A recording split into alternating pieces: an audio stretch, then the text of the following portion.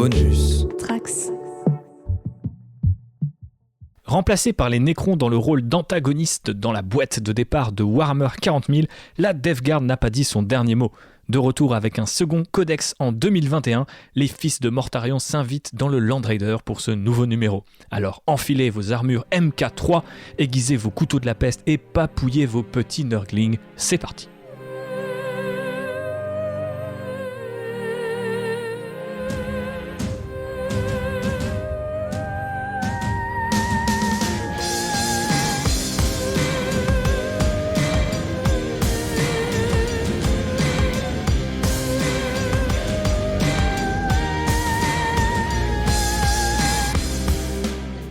Pour ce nouvel épisode, je suis ravi de retrouver mon cher JB, puisque déjà je suis toujours ravi de te voir et qu'on a beaucoup attendu avant de faire cet épisode.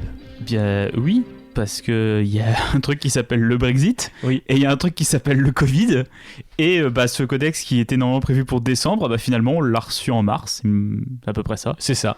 On a même d'ailleurs eu une première sortie repoussée en janvier, je crois, puis en fait on pouvait préco, on pouvait commander, et en fait Ça n'arrivait pas. Voilà, il y a des gens qui nous écoutent et qui se reconnaîtront, qui ont été chercher jusqu'à un centre de tri Oui. EPS par Voilà. exemple, voilà. Donc on va pas revenir sur toutes les difficultés de livraison qu'a Games Workshop en ce moment, parce qu'on espère que si vous écoutez le podcast peut-être dans un mois ou dans 2 mois, c'est entièrement résolu. Oui. De quoi vous parlez ? Voilà. Mais c'est vrai que c'est un petit frein au hobby en ce moment, et ça joue même en tout cas moi sur ma motivation.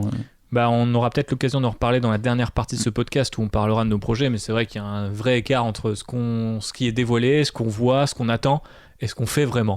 Mais revenons un petit peu dans le passé, puisque JB, j'ai envie de commencer comme d'habitude sur une partie un petit peu historique où on fait un petit peu l'histoire de la gamme, puisque si vous avez déjà écouté notre podcast sur les Necrons, justement, vous savez que on aime bien faire ces petits épisodes qui reviennent un petit peu sur les figues et sur le lore, puisqu'il y a déjà plein de chaînes YouTube et d'autres podcasts qui insistent plutôt sur l'aspect compétitif et jeu. Donc voilà, on se met là où on peut, hein. Bah oui. On se faufile. Et puis de toute façon, moi je suis pas un joueur compétitif, Moi non donc plus. j'aurais du mal à te dire quelle unité spammer pour te faire détester de tous tes amis. Exactement. Et du coup, Si je te dirais les Nurglings, parce qu'ils sont mignons. oui, c'est ça, voilà. Et c'est vrai qu'ils sont mignons. Et du coup, tu n'es pas un joueur compétitif, mais est-ce que tu es un joueur avec une culture historique très détaillée de la Death Guard ? Est-ce que tu sais à quand remonte l'apparition des premiers renégats dédiés à Nurgle, le dieu des maladies ? Il me semble que Nurgle, il a quand même fait partie des premiers dieux à être assez vite exploré dans le lore de 40K, et même déjà à l'époque de Rogue Trader, il y avait déjà des marines de Nurgle. Il y avait des marines de Nurgle, donc des Space Marines, on vous renvoie à l'épisode 2 du chaos, donc, qui se sont tournés un peu vers les dieux du mal, les 4 dieux noirs, et particulièrement Nurgle, le prince des épidémies, des maladies, des trucs bouffis, mais en même temps c'est aussi quelque part un peu le dieu de la vie. Il ne fait que propager. Vie et mort vont de pair avec Nurgle. C'est un cycle. C'est un cycle, exactement. Et donc à l'époque de Rogue Trader, donc en 87, il y avait déjà des renégats bouffis, sculptés ou peints un peu comme la Death Guard, donc en vert. Et l'un d'eux est notamment désigné sur le thème de Plague Bearer à l'époque. Donc les Plague Bearer, ce sont le nom des démons de la peste désormais. Mais comme quoi, on était très déjà dans le thème. Ouais. Et il y a déjà, un petit peu, tu l'as dit, le côté bouffi, un petit peu, où il y a trop de Space Marine par rapport à la taille de l'armure en fait. C'est ça, exactement. Et c'est vrai que cette approche-là était d'ailleurs très influencée par le bouquin Realm of Chaos, qui du coup est une des étapes majeures dans la construction des univers de Warhammer, à l'époque fantasy, mais d'ailleurs l'illustration se retrouve dans le nouveau codex de la couverture. C'est vrai qu'elle est à l'intérieur. Avec des Nurglings et un démon de Nurgle, et donc c'est vraiment ce bouquin-là qui a fait passer Games Workshop dans un nouvel univers, et qui l'a un petit peu tiré de la fantasy à papa, on va dire, un peu classique, et donc c'est pas étonnant quelque part que dès le départ il y avait des Nurgleux, et que du coup ils ont donné naissance à une gamme qui est finalement plus large qu'on peut l'imaginer, puisque la Death Guard en tant que gamme pour Warhammer 40 000, ça date de l'édition précédente, la V8, mais on va le voir, il y avait déjà des petits marines du chaos dédiés aux dieux des épidémies bien avant ça, et notamment en 94, avec la V2 de Warhammer 40 000, on voit apparaître justement les premiers Plague Marines. Donc ça y est, ils ont enfin leur nom, Marines de la Peste, en plastique, sculptés par le célèbre Jess Goodwin. Donc un jour, il faudra faire un épisode sur Jess Goodwin, mais en attendant, vous pouvez aller sur Geekart, trouver un article que j'ai écrit sur Jess Goodwin. Oh, le mec se place partout. Voilà, t'as dit plastique, c'était pas des kits mi-plastique, mi-métal? Et du coup, il y avait les deux. Ah, donc, voilà. Parce que dans mes souvenirs, c'était métal. Ouais, c'est ça. Donc en fait, t'avais un kit plastique de base. Ils sont assez jolis d'ailleurs. Ils ont les caractéristiques qu'on leur connaît depuis, notamment les tubes, les casques à pointe, les pieds en sabot et les gros bidons dont tu parlais tout à l'heure. Mais c'est vraiment des Allemands. Il faut croire. Ils aiment beaucoup la bière. Et l'Oktoberfest, c'est tous les mois. Attends, ils ont des casques à pointe, ils sont en sandalettes et ils ont un gros bide, excuse-moi, mais c'est pas mal. J'avais jamais fait le rapprochement, mais c'est des Allemands en vacances, quoi. Voilà, exactement. Donc voilà, attention à vous et bisous à nos amis. La sueur et la saucisse, hein, tout est lié. Tout est lié. J'ai percé le secret de Jess Goodwin, ça y est. Effectivement, peut-être qu'il est très germanophile.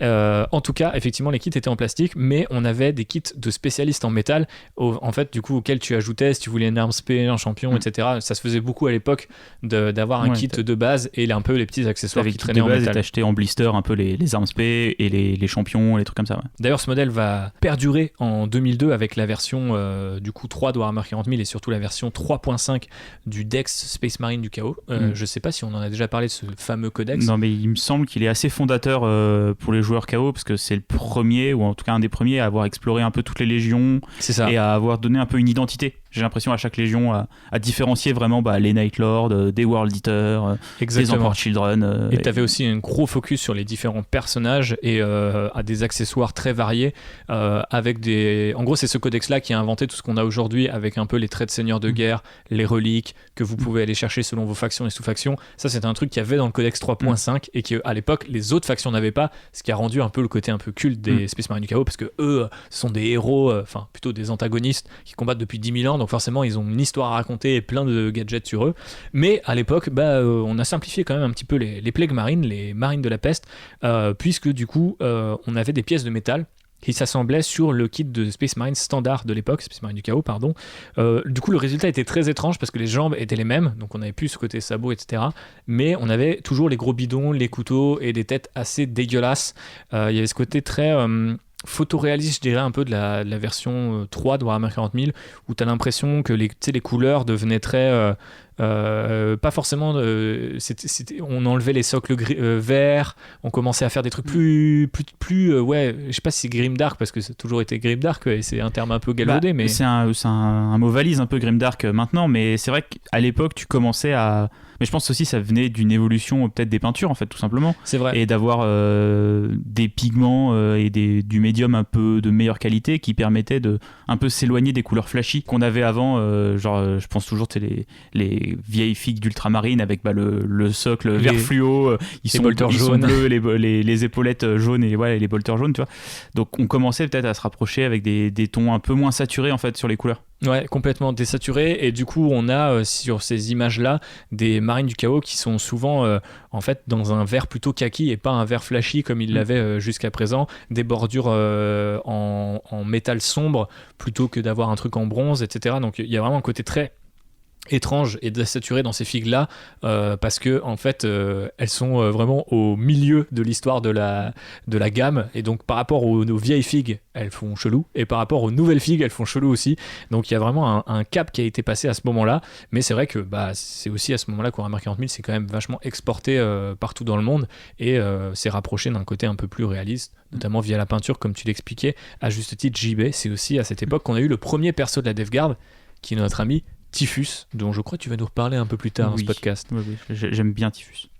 Puisqu'on parle des personnages, on arrive en 2006 avec la campagne mondiale de Medusa 5. Ça, c'est un truc que peut-être les jeunes générations connaissent un peu moins, mais à l'époque, tous les étés, il y avait une campagne mondiale, soit Warhammer Fantasy, soit Warhammer 40 000, et on était tous invités à participer, à envoyer les résultats de nos batailles à Games Workshop, et c'était censé faire un peu avancer le lore, etc. Souvent, c'était sur des trucs qui existaient déjà un petit peu, comme la 13e croisade, comme la bataille d'Armageddon. Et je regarde un joueur orc qui est là, genre oui, la bataille d'Armageddon.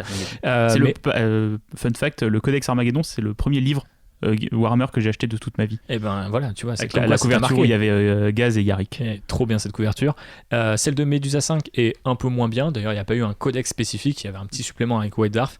Mais c'est vrai que c'était l'apparition de différents trucs qui sont depuis devenus cultes. Comme par exemple le régiment des premiers-nés vostroyens pour la garde impériale. Mon régiment préféré, hein, je le place. On fera un jour un épisode sur la garde impériale qui durera 6h57. Par régiment. Par régiment.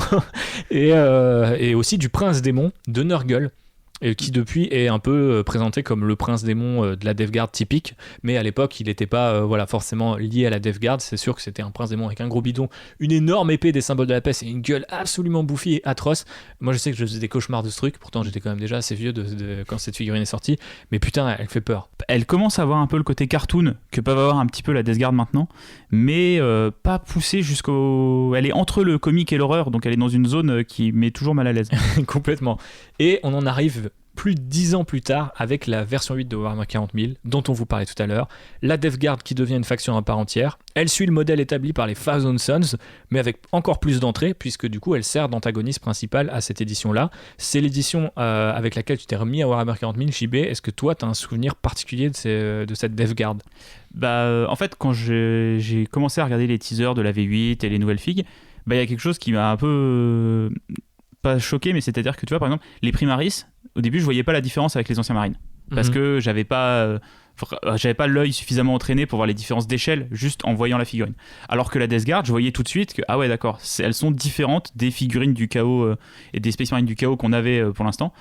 Et en fait, j'ai vraiment trouvé la gamme hyper jolie. Elle est très uniforme, c'est-à-dire que t'as pas l'impression qu'il y a une figue qui est différente et qui a été réfléchie différemment des autres. Elles s'assemblent toutes vraiment bien les unes à côté des autres et franchement c'est une armée qui je trouve est très belle dans son ensemble.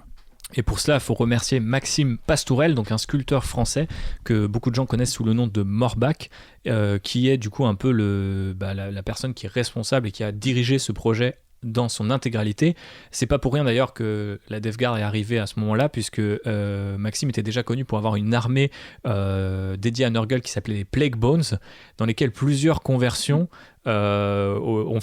finalement se sont retrouvées dans la gamme Death Guard. Il y a notamment des casques très particuliers avec des yeux globuleux et des tuyaux sur le côté qui le convertissaient, je ne sais plus trop de quelle manière. Il y avait aussi, ils faisaient des espèces de coiffes avec des épaulières de Space Marine qui mettaient sur la tête pour créer un casque, et tous ces trucs-là se sont retrouvés dans la gamme. Et c'est super intéressant ce que tu dis sur cette uniformité, parce que je suis super d'accord avec toi, et en même temps la beauté de la gamme, parce que lui il l'a décrit comme en tout cas l'escouade de Plague Marine typique, il l'écrit comme une escouade de personnages nommés en fait quasiment. Et c'est vrai qu'il y a ce truc là de loin tout est cohérent, tous les éléments marchent bien. Le côté justement tu parlais du côté un peu cliché des Allemands en Première Guerre mondiale, mais t'as ce côté combattant des tranchées, t'as ce côté tentacule, t'as la rouille, t'as plein de tuyaux, des trucs comme ça. Quand tu regardes sur une table c'est magnifique. Et après, quand tu regardes chacune des figues, elle a une configuration différente. Il y en a qui sont très, effectivement, combattants des tranchées. Il y en a qui sont très sur la tentacule, sur la mutation. Il y en a d'autres qui sont plus, c'est presque des tireurs d'élite. Ils ont une arme personnalisée, etc. Et donc, en fait, au premier coup d'œil, c'est cohérent. Et après, quand tu rentres dans les détails, tu te rends compte que chaque perso a effectivement cette qualité t'as l'impression qu'il a un nom et une histoire. Et moi, c'est ce que j'adore dans cette gamme, quoi. C'est ce qui est génial, c'est qu'effectivement, même le soldat de base, le marine de base, tu sens le côté vétéran, en fait. Ouais, c'est ça. T'as l'impression qu'il a vraiment du vécu, qu'il a combattu pendant 10 000 ans dans le Warp, quoi. Donc ça projette vraiment, c'est une vraie armée du chaos d'anciens renégats qui ont fait sécession avec l'Imperium il y a 10 000 ans, et ça fait 10 000 ans qui se fritent avec des démons, qui mutent, et ça ressort vraiment très très bien dans la gamme de ce côté-là. Je pense que pour quelqu'un qui est fan de Space Marine du Chaos, bon, on l'est tous les deux. Moi, j'ai une armée, on va dire Black Legion et une armée Death Guard, donc je le suis quand même plutôt fan de cette faction. Mais c'est vrai que c'est la première fois où je me suis dit, tiens, les figues correspondent à la vision que j'ai de ces guerriers-là, comme tu disais, de leur passé, de leur vécu, etc. Et ça, avant, c'était des conversions ou le travail de titan de certains mecs qui arrivaient à me le faire transparaître. Là, c'est le kit lui-même. T'arrives et tu regardes les figues de Dark Imperium qui était la boîte de démarrage et tu fais ouais, ok, je peux croire que ces gars combattent depuis 10 000 ans.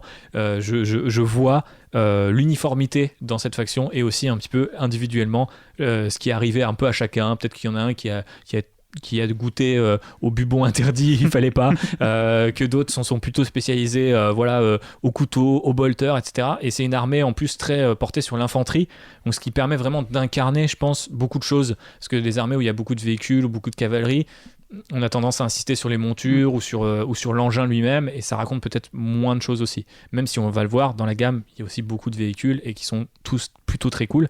Bref, ça nous fait une putain de gamme qui arrive du coup en 2017 et qui d'ailleurs m'a complètement détourné de mon objectif à l'époque, parce que moi je voulais Dark Imperium à l'origine pour les Primaris, parce que j'avais pas d'armée Space Marine. J'ai eu une armée ultramarine comme tout le monde un jour dans ma vie, et je me suis dit ok, cette fois je veux faire des Space Marines, et j'étais genre en mode, ouais mais en même temps ces mecs là ils sont exactement comme j'imagine les Space Marines du chaos. Ouais mais moi j'aime pas trop Nurgle. Ouais mais en fait la Death Guard c'est un peu une armée d'infanterie avec des putains de soldats combattant dans les tranchées et tout, j'aime bien ça. Je vais faire une armée de ça.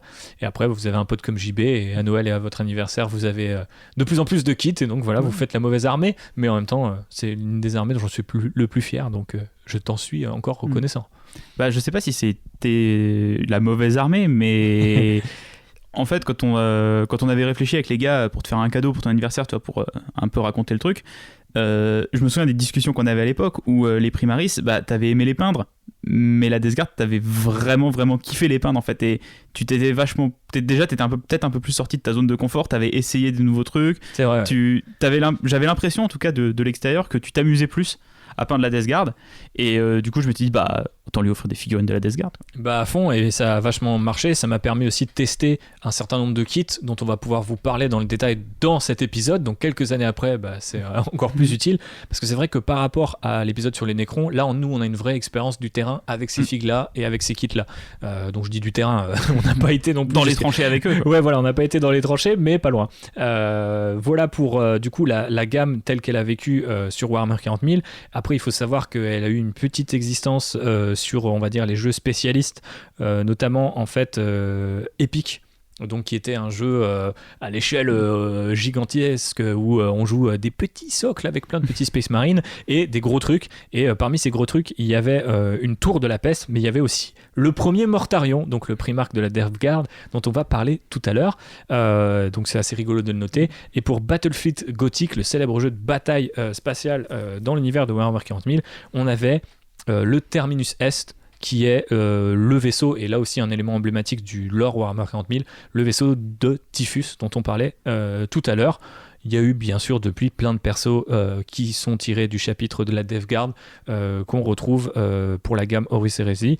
Et vu qu'on parle de Forge World, il faut aussi souligner qu'avant les Plague Marines de Morbach et de la V8, il y avait un kit spécial de Forge World pour faire des Plague Marines un peu actualisés, et qui était déjà plus old school dans l'idée, avec des gros bidons, des grosses tentacules, les casques à pointe, etc., et qui était beaucoup plus joli que ce qu'ils avaient fait en version 3, voire 3.5, où en gros les mecs étaient juste bouffis. Enfin, ouais, c'était vraiment très très cool. Et je crois qu'il y a encore le kit de Noise Marine et le kit de World Eaters qui existent dans cette gamme-là, mais en fait à l'époque il y avait les 4, et bon, pour l'instant on est à 2 dieux et 2 légions refaites, donc vous pouvez encore acheter les kits World Eaters et les kits Thousand Sons, il me semble, pas Thousand Sons, Emperor Children, ça y est, je me mélange dans mes Space Marines de chaos, mais vous avez comme ça un bilan complet de la gamme de la Death Guard chez Games.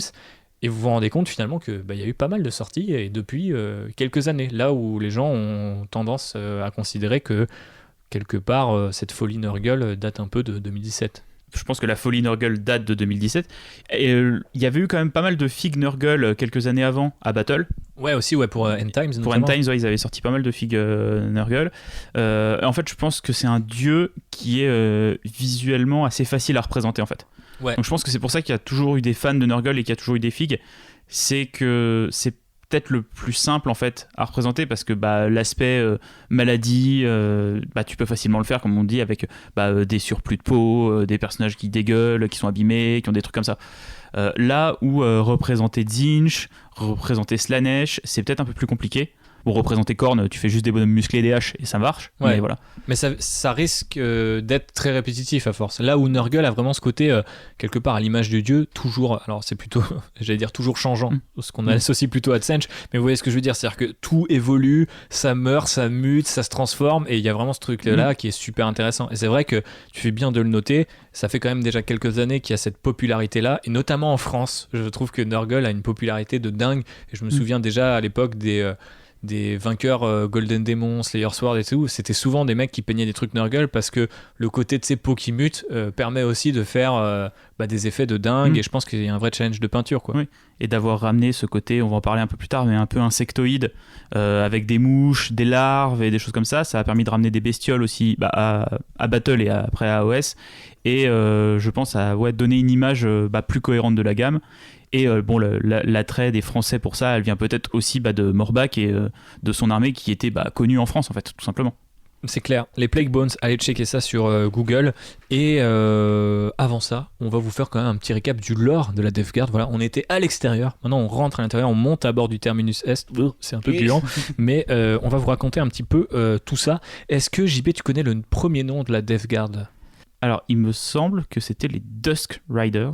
Trop fort. Quelque chose comme ça. Trop fort. Et ils avaient même un bras qui n'était pas peint de la même couleur que le reste de l'armée. C'est ça. Pour symboliser l'aube. On imagine, du coup ils avaient un bras rouge et le reste de l'armure était grise, si je dis pas de bêtises. C'est le premier nom sous lequel est connue la 14e Légion de Space Marine, qui a combattu du coup pendant la Grande Croisade et l'hérésie de Russe à l'époque. Ils sont déjà connus pour leur robustesse et leurs assauts brutaux, mais peu inventifs. Mortarion, c'est pas un mec très subtil, et même avant qu'ils retrouvent leur père un peu perdu, ils étaient quand même très bourrins. Ils misent surtout sur l'infanterie, et une infanterie lourde, endurante et polyvalente. Qu'est-ce que ça t'inspire, mon cher JB ? Alors, j'ai trouvé que le codex, le nouveau codex te racontait bien ça, en fait. T'as un petit passage sur ce qui a été la Death Guard avant la V9. Et avant 40 000, donc en 30 000 à l'époque de l'hérésie de Russe et tout ça. Et t'as vraiment ce côté infanterie lourde et un peu implacable de mecs qui n'ont pas effectivement un plan et une stratégie très compliquée. Ouais. Ils arrivent, ils avancent petit à petit, mais ils sont tellement résistants et t'as beau te défendre contre eux, ça ne marche pas et ils finissent par arriver au corps à corps et à te tuer. Effectivement. Et si jamais tu survis, tu peux peut-être te retrouver face à Mortarion lui-même, le primarque de la Death Guard. Alors on en a déjà un petit peu parlé dans cet épisode, on en a également parlé dans notre épisode 6 où on s'amusait à caster l'hérésie de Russe et d'inventer un petit peu un film autour de ça. Du coup, si vous voulez connaître son histoire complète, je vous renvoie à cet épisode 6 de Land Rider, parce qu'il y avait mon petit frère qui vous expliquait un petit peu l'histoire de Mortarion, qui est l'une de ses préférées d'ailleurs, si je me souviens bien. Qui est comme un peu tous les primarques, assez tragique. Ouais, effectivement, t'as raison, elle est tragique, puisque en gros, dans un premier temps, il avait refusé de servir l'empereur parce qu'il s'était un petit peu émancipé de son père. Il vivait sur une planète où en gros les humains, ils étaient réduits en esclavage par une espèce humanoïde, mais vaguement humaine, mais pas tout à fait humaine. Et il me semble que c'est un truc de ce genre, et il finit par se rebeller contre son père adoptif. Et quand son vrai père, l'empereur, arrive, il lui dit tu vas venir avec moi et tu vas commander les Dusk Raiders. Et il fait non, je vais libérer ma planète d'abord. Il fait tu penses que tu vas y arriver, vas-y, fais-le. Et en fait il n'y arrive pas, et donc il est un peu forcé de rejoindre l'Imperium parce qu'il échoue dans sa mission personnelle, dans sa quête personnelle. Et donc de base c'est une figure hyper tragique, parce que c'est quand même un mec qui a échoué et qui prend le commandement de sa légion, comme d'ailleurs la plupart des renégats, futurs renégats, par la contrainte en fait. Donc on lui dit maintenant c'est tes gars, fais ça. Et c'est là qu'il les renomme la Death Guard, qui était je crois d'ailleurs le nom de ses combattants rebelles à l'époque. Ouais. Il y a un parallèle aussi avec Angron, qui a plus ou moins le même destin. On sent que c'était des gens qui dès le début n'étaient pas très très chauds pour travailler pour l'empereur. Non. Et ça s'est vu quelques années après quand ils ont fait sécession. Et alors moi je suis pas un gros fan de l'hérésie d'Horus, j'ai pas lu tous les bouquins et tout, mais il y a toujours ce truc de les primarques, ils ont toujours des destins tragiques. Ouais. Et il y en a très peu qui réussissent à avoir une vie à peu près correcte, quoi. Donc comme quoi la guerre c'est peut-être pas une bonne solution. Non, très clairement pas, et encore moins quand tu es un proche d'Horus comme l'était Mortarion. Et du coup, il va devenir l'un des premiers à rejoindre sa révolte contre l'Imperium et l'Empereur. Donc de la bataille d'Isvan III à Terra, la Death Guard, elle va remplir son rôle dans toute cette putain de guerre civile, et petit à petit son apparence va changer, notamment lors du fameux voyage vers Terra pour assiéger le palais de l'Empereur. puisque la Death Guard qui se targuait déjà à l'époque de dire nous on est invincible, non rien ne peut nous arrêter, elle est frappée par un mal assez terrible. Ces guerriers commencent à muter dans le warp, là où les vaisseaux se déplacent, et du coup ils deviennent un peu tordus par la maladie, ils deviennent fous, ça se passe plutôt mal pour eux, et donc un peu Mortarion est obligé d'abdiquer, un peu comme tous les Primarques qui finalement se dédient à un dieu. Là aussi c'est pas très volontaire généralement, c'est un peu en mode de toute façon c'est ça où on meurt, donc voilà. Donc Nurgle lui fait une petite proposition et lui dit tu voulais être résistant, tu le seras encore plus, et il affirme sa suzeraineté, j'ai envie de dire, sur cette légion. Et quand elle apparaît sur Terra, d'ailleurs la scène du retour de Mortarion dans la sous-série de l'Hérésie d'Horus, qui est le siège de Terra, qui en gros termine cette saga littéraire, elle est flippante. C'est-à-dire que quand il arrive, il fait 2 fois la taille des autres Primarques, il a des ailes, le métal autour de lui rouille, fond, et les autres Primarques ils sont en mode ok, nous on est chelou, mais lui il est vraiment très très chelou. Ok. Non, j'ai pensé que t'allais rajouter un truc. Non, j'ai pas mieux à dire, quoi. Mais ouais, encore une fois, il a un peu le même destin. Moi, j'avais lu le roman Fulgrim, mais c'est pareil, c'est par les Emperor Children, par péché d'orgueil, ils pensent être parfaits et être les meilleurs, et ils finissent par sombrer pour le dieu qui leur fait croire qu'ils sont parfaits et qu'ils sont les meilleurs. Et là, c'est pareil, quoi. Ils se pensaient invincibles et ils finissent par sombrer face à Nurgle, qui est le dieu qui les rend virtuellement invincibles, mais juste parce qu'ils sont tellement pourris qu'ils peuvent pas mourir. Exactement.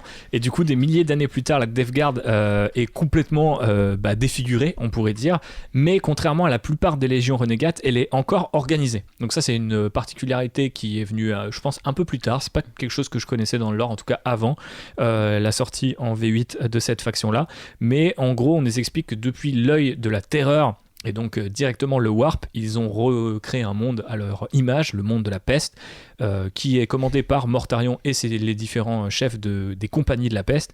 Ils construisent des machines de guerre, ils ont des fameuses compagnies comme je le disais, et ils ont d'ailleurs plusieurs flottes par compagnie, et plus de flottes que n'importe quelle autre légion renégate. Alors c'est assez marrant du coup, parce qu'il y a un archétype très infanterie, artillerie, mais aussi flotte, vaisseau. Et d'ailleurs dans le nouveau codex, il y a une double page sur des pirates de Death Guard qui je crois s'appellent les fiels bustiers ou un truc comme ça. Il me semble que c'est ça. Et du coup c'est assez rigolo de voir comment la Death Guard gagne différents archétypes et différents thèmes au fur et à mesure de son histoire. Et c'est vrai que c'est important de le savoir parce que ça crée une vraie dynamique et une forme d'attrait pour la collection aussi, dans le sens où tu sais que tu peux faire une armée qui est très militaire, très organisée, que t'as une chaîne de commandement qui est respectée. C'est quelque part la plus Space Marine des légions des Space Marines du chaos, là où les autres vont un peu se tirer entre les pattes ou vont régler leurs différends à un grand coup de duel. Non, la Death Guard, ils sont très organisés. Chaque compagnie, elle a aussi sa propre contagion, donc elle défend elle propage un certain nombre de maladies qui lui sont propres, et on voit en fait que c'est des mecs qui 10 000 ans plus tard sont peut-être un peu chelous en apparence, mais en termes d'organisation c'est toujours des gars plutôt rigides. Ouais, puis ils ont pas lâché le combat, non. C'est pas, voilà, comme tu disais, la Légion elle est encore organisée, on n'a pas comme les Emperor Children qui sont complètement éclatés, les World Eaters qui sont pareils. C'est peut-être avec la Black Legion, l'armée du chaos qui est la plus organisée actuellement, et je pense qu'il fallait en fait pour le lore de Warhammer ramener un petit peu d'organisation du côté du chaos, parce que sinon en fait t'as effectivement que des bandes de pillards qui sont 25 sur un petit vaisseau et qui peuvent pas être une vraie menace pour l'Imperium. D'ailleurs, on l'a vu du coup avec la série Sombre Imperium qui est maintenant intégrée dans la série Dawn of Fire, parce que ça a été un petit peu retcon tout ça, mais ou même d'ailleurs en fait toute l'histoire ou les visuels qui ont été créés à l'époque pour la V8, que la Death Guard devenait une menace hyper importante, notamment en attaquant Ultramar, le royaume des Ultramarines. Alors c'est pas les premiers à le faire, ça sera sans doute pas les derniers, il y a eu des tyrannides, il y a eu d'autres légions du chaos avant ça, mais c'est vrai que c'est assez marrant de se dire à choisir, c'est vraiment une faction qui fonctionne dans ce rôle d'antagoniste principal aussi parce qu'elle est organisée, et tu fais bien de le rappeler. Et là je pense que c'est aussi plus facile, en tout cas en termes de quand t'es extérieur à l'univers de Warhammer, de te dire eux c'est les gentils, eux c'est les méchants. Ouais. Donc je pense qu'en termes de marketing, c'était aussi important d'avoir quelque chose qui oppose vraiment les gentils et les bons Space Marines aux méchants Space Marines du chaos. Ouais, donc on sait que l'univers de Warhammer est plus complexe que ça, et sa richesse c'est que tout le monde a tort et il n'y a pas de vrai gentil. Mais je pense pour récupérer des nouveaux clients et pour présenter l'univers facilement, ou et là désolé si je dis du mal, mais pour s'adresser à un public américain qui, on va dire, est un peu plus simpliste dans sa manière de voir les conflits de Warhammer, c'était bien de mettre un antagoniste qui est visuellement très très différent et qui montre vraiment ce côté où tu peux pas te dire que eux c'est les gentils en fait. Et il y a un vrai contraste aussi qui se ressent dans la sculpture et l'apparence des figues dont on parlait tout à l'heure. Les Primaris, on en a parlé dans notre épisode 2, sont volontairement lisses et ont été conçus comme ça par GW. En contraste, la densité et la multiplicité des textures, des armes, même des morphologies ou des silhouettes dans l'armée de Death Guard, c'est dingue. C'est une armée du chaos où virtuellement tu peins jamais 2 fois la même figue. Ce qui est quand même assez rare pour des armées Space Marine où généralement il y a un modèle de tank, un modèle de speeder, un modèle de moto, un modèle de fantassin, tu vois. Donc c'est vrai que c'est plutôt très très chouette d'aller vers cette gamme-là, surtout pour le modélisme, mais aussi pour le lore. Et on va terminer du coup sur un peu justement comment cette Death Guard combat de nos jours. Alors, on l'a dit, elle emploie un mélange d'unités Space Marine classiques, de spécialistes virulents et également de hordes de zombies qui précèdent les escouades d'infanterie quasiment indestructibles dont on parlait tout à l'heure. Du coup, on a aussi tout cet aspect-là dont on n'a pas encore parlé mais sur lesquels on reviendra, l'aspect mutant, zombie, qui sert un peu de chair à canon et complète un peu l'offre de la Death Guard en termes de lore comme en termes de figurines. Est-ce que toi, ça te parle, cet aspect-là ou... Comme on expliquait tout à l'heure, la manière de combattre de la Death Guard qui est beaucoup d'infanterie, qui va avancer lentement mais sûrement sur le champ de bataille, avoir un premier écran de tout simplement, c'est des zombies en fait, on va pas chercher plus loin que ça, ça va dans l'esprit de l'armée en fait, c'est de la chair à canon, c'est l'opération bouclier humain dans South Park, tu vois, c'est exactement ça. C'est des figurines qui sont destinées à mourir, donc si vous aimez bien les Poxwalkers, attendez-vous à ce qu'ils meurent beaucoup sur le champ de bataille. Complètement, et que vous les perdiez très rapidement. Donc vous projetez peut-être pas trop dans ces figurines-là. Non, évitez. Mais vous pouvez vous rattraper avec aussi les machines démons et les autres armes bactériologiques en tout genre qui, du coup, pullulent dans cette gamme-là. Ça a été, je pense, la vraie réussite de cette gamme, c'est de l'étendre au-delà des fantassins. Ce qu'on a par exemple avec les Thousand Sons, où on n'a pas de véhicule spécifique Thousand Sons. Ici, on en a au moins 3 et on peut facilement imaginer, c'est peut-être là où tu parlais de facilité à te projeter dans Nurgle, un peu la relecture des chars, tu vois, genre qui vont être pourris, rouillés, troués, etc. Et donc c'est vrai que c'est une armée qui fonctionne très bien. Et ça s'incarne aussi dans le lore parce que, par exemple, si vous prenez le Defiler, qui maintenant s'appelle le Profanateur en VF, on reparlera de la VF tout à l'heure, je fais un petit rappel tout de suite, mais c'est une commande d'Abaddon le Fléau, le maître de la Black Legion, à Mortarion, qui lui dit « Bon, toi t'as une expertise pour créer des machines démons, donc tu vas m'en faire ». Et donc c'est lui qui a conçu le Defiler, et c'est là aussi où on retrouve ce que tu disais JB, avec quelles sont les légions qui sont encore organisées, et on voit l'entente entre les deux, qui a souvent rien à voir avec l'entente entre 2 chapitres Space Marine, parce que c'est pouvoir contre pouvoir, je fais un move dans ta direction, tu me dois quelque chose, mais on sait que les primarques démons n'aiment pas trop Abaddon parce que lui-même a refusé son ascension en tant que prince démon. Donc il y a plein de dynamiques comme ça intéressantes à aller creuser dans le lore de la Death Guard. C'est pour ça qu'on vous invite forcément à aller plus loin, soit avec le codex, soit avec les bouquins qui les concernent par la suite. Passons maintenant au vif du sujet, j'ai envie de dire, avec les différentes figurines. Alors, petit disclaimer, contrairement à notre épisode sur les Necrons, là, on va pas reprendre toutes les figues. Parce qu'elles sont, on va dire, déjà un peu mieux connues que les nouvelles figues Necrons. 2, parce que c'est peut-être un petit peu long pour vous à écouter aussi. Et parce que 3, on a nos préférés et nos moins préférés. Pendant qu'un chat de Nurgle se rapproche dangereusement de notre micro, mais vient se faire papouiller comme un gentil Nurgling. Petit Nurgling. Donc ça va. Ouais. Oui, on va pas faire toutes les unités comme on avait fait sur les Necrons, parce que aussi vous, dans les retours, et merci parce que vous faites toujours plein de retours sur les podcasts, vous avez dit que c'était un peu long, et c'est vrai que c'était un petit peu long et pas très utile à chaque fois. Donc là, en fait, ce qu'on a fait, c'est qu'on a sélectionné quelques unités qu'on considère un petit peu emblématiques du codex et de la gamme.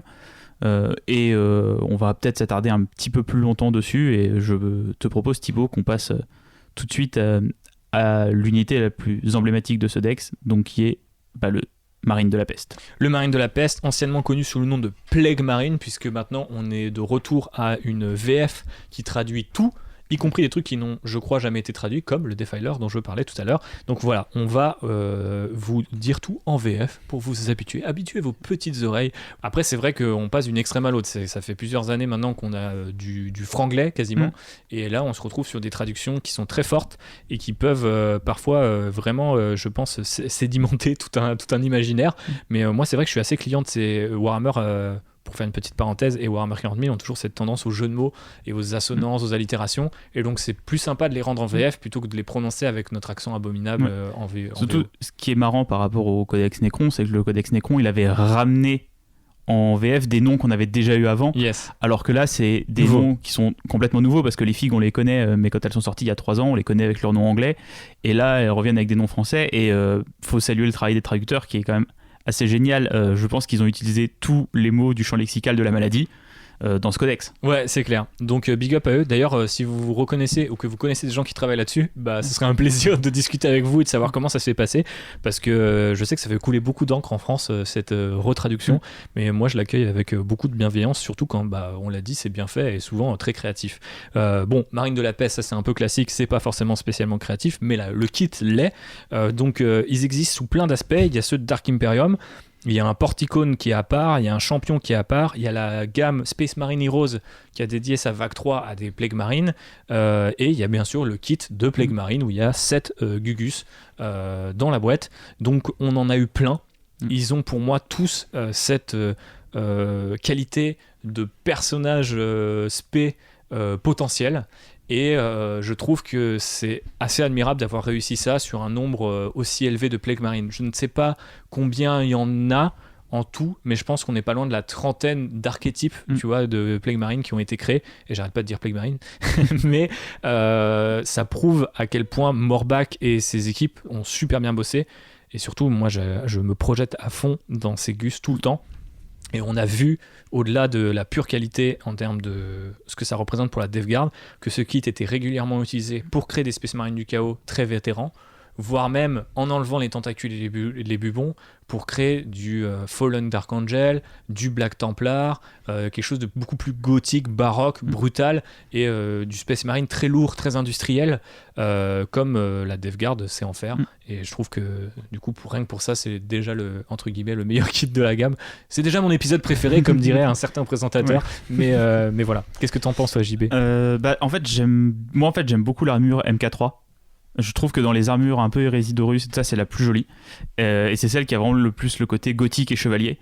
Et d'avoir basé en fait quasiment toute la gamme sur cette armure, ça renforce le côté vétéran, parce qu'effectivement on comprend qu'ils ont des armures qui ont 10 000 ans, et ça marche super bien, et toutes les figues sont différentes. Il y a, comme tu disais, il y en a peut-être une trentaine. C'est vrai que j'étais en train de compter entre Dark Imperium, toutes les figues Easy to Build qui sont sorties à côté et tout. Je pense que tu as moyen de te faire une très belle base d'armée Death Guard sans avoir à peindre 2 fois une figue qui se ressemble en fait. Ouais, c'est ce que je disais tout à l'heure, et c'était pas un effet de style. Moi je pense que c'est vraiment le cas. J'ai eu Dark Imperium, j'ai eu le kit Easy to Build où il y a les 3.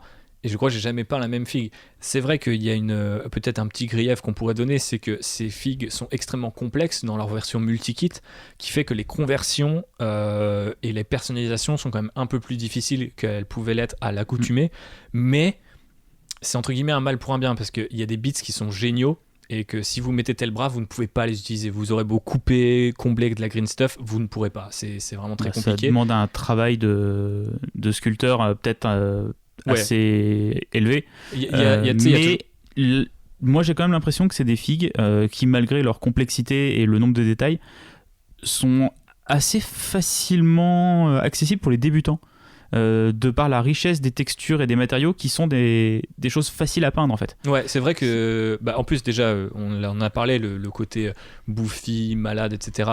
Rend généralement les figurines très forgiving, on dirait en anglais, comment on dirait en français, je ne sais pas, mais en gros, si vous bavez un peu, si vous avez des lavis très forts, si vous avez beaucoup d'effets de crasse ou des raflures, en fait, ça va avec le thème. Donc, tant que votre figue reste lisible. C'est plus facile de peindre une figue entre guillemets abîmée que de peindre un Space Marine étincelant qui sort de l'usine avec tous les linings parfaits si vous voulez rester dans l'école Games Workshop. Mais là, entre les tentacules, les drapés, la peau, les armures à qui on peut donner ce côté, elles sont déjà très souvent écaillées et abîmées, donc vous pouvez y aller sur les effets d'usure et tout ça. C'est des armées qui, je pense, pour les débutants, peuvent avoir un très beau rendu assez facilement. Toutes ces textures se prêtent aussi hyper bien aux peintures contrastes à des techniques assez simples à base d'encre ou juste de brossage. C'est vraiment une gamme, je pense, pour débuter Warhammer 40 000 qui est bien. Ouais, complètement. Surtout si vous cherchez à vous diversifier, en fait. C'est-à-dire que si t'aimes vraiment un seul truc et que c'est de l'armure, tu vas peut-être pas forcément aller sur la Death Guard. Mais si ça te rend curieux et que tu trouves les figues très belles, tu vas apprendre les tissus, la peau, les armures. Il y a vraiment, comme tu dis, une palette qui est énorme et à ta disposition. Sachant que l'école Games va parfois faire 2 tentacules différentes, tu vois, avec des couleurs différentes, des teintes, des trucs hyper complexes. Tu peux très bien aussi, comme tu dis, faire des brochages ou prendre juste un contraste violet pour un truc qui pète, tu vois, visuellement, pour tout ce qui est tentacules et mutations. Ce qui est ce que j'ai fait sur ma Death Guard, qui est blanche. Donc ça c'est un truc que j'ai emprunté, je crois, j'avais vu ce schéma de couleur justement pour les figurines End Times de Nurgle. Je crois que c'était un mec de l'équipe de White Dwarf à l'époque qui les avait fait comme ça, blanc avec les armures rouillées, enfin bronze rouillé, oxydé, etc. Et des tentacules violettes. Et je trouvais que c'était hyper bien. J'ai repris ce schéma de couleur là sur la Death Guard. Je fais toutes mes tentacules en violette. Il n'y en a pas d'autres qui sont différentes. Il n'y a pas 2 violets différents, mais ça marche hyper bien. Et encore une fois, c'est très facile d'avoir un bon résultat. Et preuve en est, je pense que la Death Guard, c'est l'une de mes armées les plus belles dans ma vitrine. Je pense que c'est l'une que j'ai peint le plus rapidement. Et quand tu disais que tu avais des souvenirs que je m'amusais à les peindre, je m'amusais peut-être dans le sens où je me suis jamais pris la tête sur une figue Death Guard. C'est ça, ce qui est quand même assez ouf, parce que souvent, les détails sont nombreux. Mais tu as une façon de le faire et qui te permet de t'en sortir avec 4 peintures, 3 techniques. Ouais. Alors qu'il y en a d'autres où tu as 2 textures et si tu maîtrises pas ces 2 textures, tes figues elles vont galérer. Tu vas galérer à avoir un rendu sympa. Et donc ouais, et puis voilà, comme tu disais, la diversité dans les designs et dans les figurines où t'as jamais la même. Non, c'est vraiment. Je pense que. Alors même si moi je ne joue pas Death Guard et je n'ai pas vocation à jouer Death Guard, mais en fait moi quelque chose que j'aime bien dire aux gens quand ils veulent choisir une armée, c'est regarder en fait la troupe de base. Et si la troupe de base vous plaît, bah, c'est une armée dans laquelle vous allez pouvoir vous projeter. Et tu peux tellement te projeter dans la Death Guard et dans les Marines de la Peste que je pense que c'est pour ça qu'elle est très populaire cette armée. Complètement. Et puis le kit est dingue, vous avez là les options. Le kit de Plague Marine vous permet de toute manière d'assembler un fléau, une masse de contagion, des haches, des couteaux, full bolter, du plasma. C'est vrai qu'il y a beaucoup de bits et de choix d'armes. Après, en termes de jeu, on va pas rentrer là-dedans, mais c'est pas facile de trouver sa bonne combinaison. En termes de pur modélisme, si vous avez vraiment jamais envie de faire la même figue, vous pouvez vraiment mettre 7 mecs avec 7 équipements différents, ce qui est assez rare. Il y a un autre type de Plague Marine, c'est ceux en armure Terminator. Ah oui. Et ça, ceux-là, il me semble que tu les aimes beaucoup aussi. Bah ouais, autre kit que j'ai eu d'ailleurs en même temps. Donc moi, je me suis concentré sur les rouillarques. Donc anciennement Blightlord Terminator, c'est le squad de 5, donc qui est en gros l'équivalent des Terminators du chaos, mais chez la Death Guard. Ils ont là aussi une armure particulière, puisque c'est l'armure Cataphractii, si je dis pas de bêtises. Et direct ils font pré-hérésie, du coup vraiment très vieux. Il y a aussi en armure Cataphractii les Terminators du linceul qui eux sont vendus au nombre de 3 et on les faut, et ce qui sont plus en fait en gros les gardes du corps et les exécutants de Mortarion, dont on ne parlera pas, mais voilà, on les souligne parce qu'ils sont quand même eux aussi très beaux. Ils sont très beaux, mais le design est quand même assez similaire. J'ai l'impression qu'ils sont peut-être un peu plus gros, ou alors c'est peut-être la faux qui donne un peu plus de stature aux figurines. Ouais, ils sont plus costauds et je crois qu'ils sont légèrement plus grands, moins ramassés en fait un peu, mais c'est vrai que les rouillarques sont vraiment l'équivalent du kit des Marines de la Peste en armure Terminator. On retrouve la même densité de texture, on retrouve plein d'options et cette même qualité de création de perso.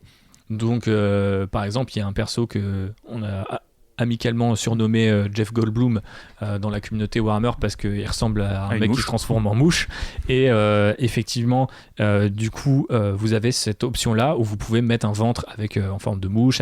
Il a un 3e ou un 4e bras de petites mouches qui sont collées sur son bidon au lieu de... Et ça ne remplace pas ses bras habituels, il en a juste 2 de plus. Voilà, c'est très, très, très mignon.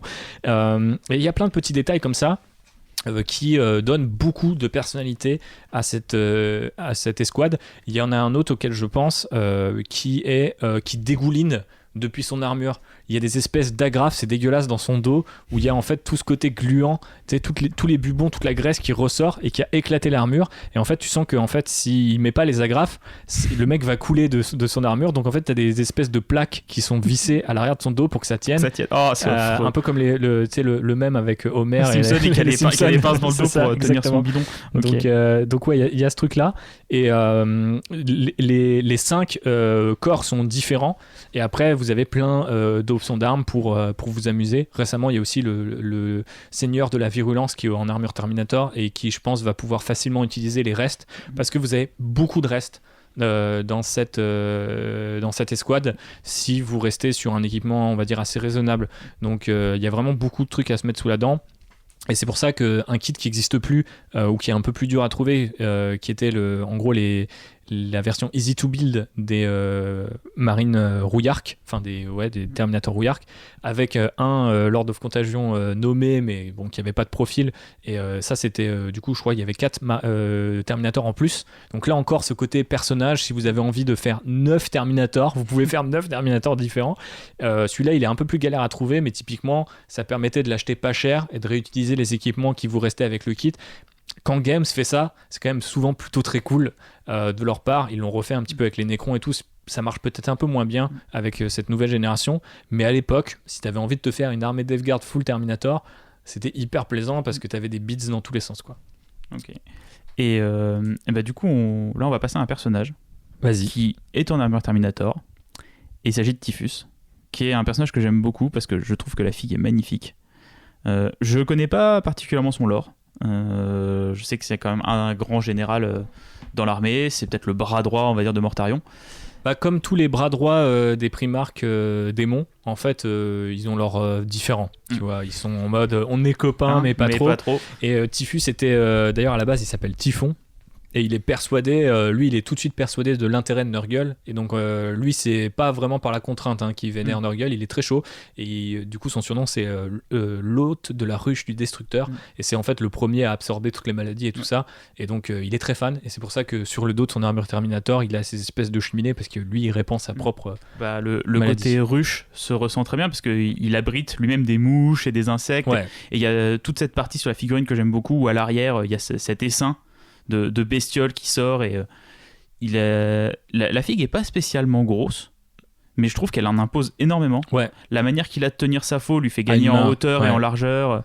C'est une super sculpture qui en fait rappelle quand même la sculpture qu'il y avait avant parce que comme on l'a dit c'est une figurine qui existait déjà avant mais qui a été remise au goût du jour et ça tranche pas radicalement en termes de design, c'est juste vraiment une belle amélioration. Et moi de toute façon j'aime bien les persos nommés mais qui sont pas les énormes persos, tu vois.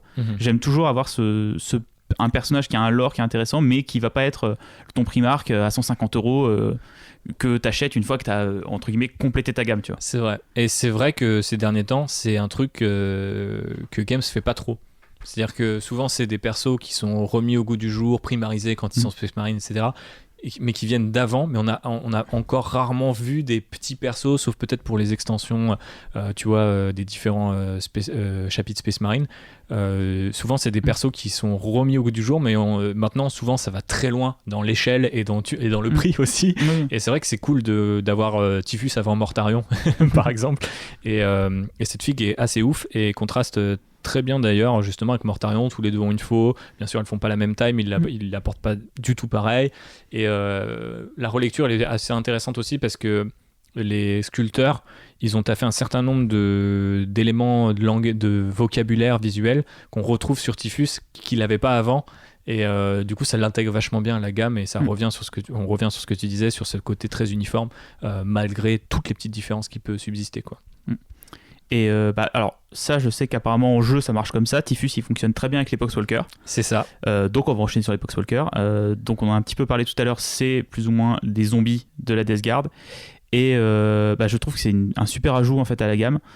Ça permet de diversifier les figurines, parce que même si toutes les figurines en armure énergétique sont très belles et ont ce côté personnage, là on ramène un côté vraiment meute et vraiment armé de masse avec ces unités de zombies qui pareil ont eu il me semble pas mal de sculptures différentes Yes. et t'as pas l'impression de t'as pas 10 modèles que tu répètes à l'infini, il me semble que tu en as au moins 15 ou 20 différents.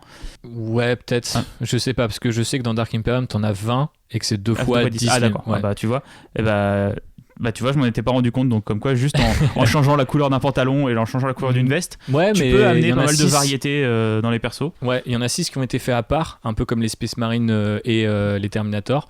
Et encore une fois, big up à Games à l'époque, parce que ça te permettait de faire effectivement une armée horde sans forcément toujours te taper la même figue.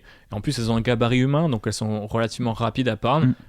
Et encore une fois, elles ont plein de textures, donc si tu veux vraiment t'emmerder à faire les bubons et les tentacules d'une autre couleur, tu peux. Ou alors tu peux passer un peu rapidement. Voilà. Très souvent, les figues de Warhammer, c'est des militaires, même peu importe la faction à laquelle tu le places. Là, tu vois que c'est un petit peu des civils quand même, qui n'ont pas eu un destin très heureux. Ouais, il y a un mec qui a une blouse, il y a des types qui ont des marteaux, des accessoires industriels, et c'est vrai qu'effectivement ça ramène un peu ce côté civil dans la gamme. Et... Ce qu'on peut retrouver un petit peu dans certaines figues du culte Genestealer, donc avoir un peu les humains, comment ils vivent un peu, comment ils survivent plus dans le monde de Warhammer. Là, il y a ce côté, eux ils vont survivre très très longtemps, mais pas très bien.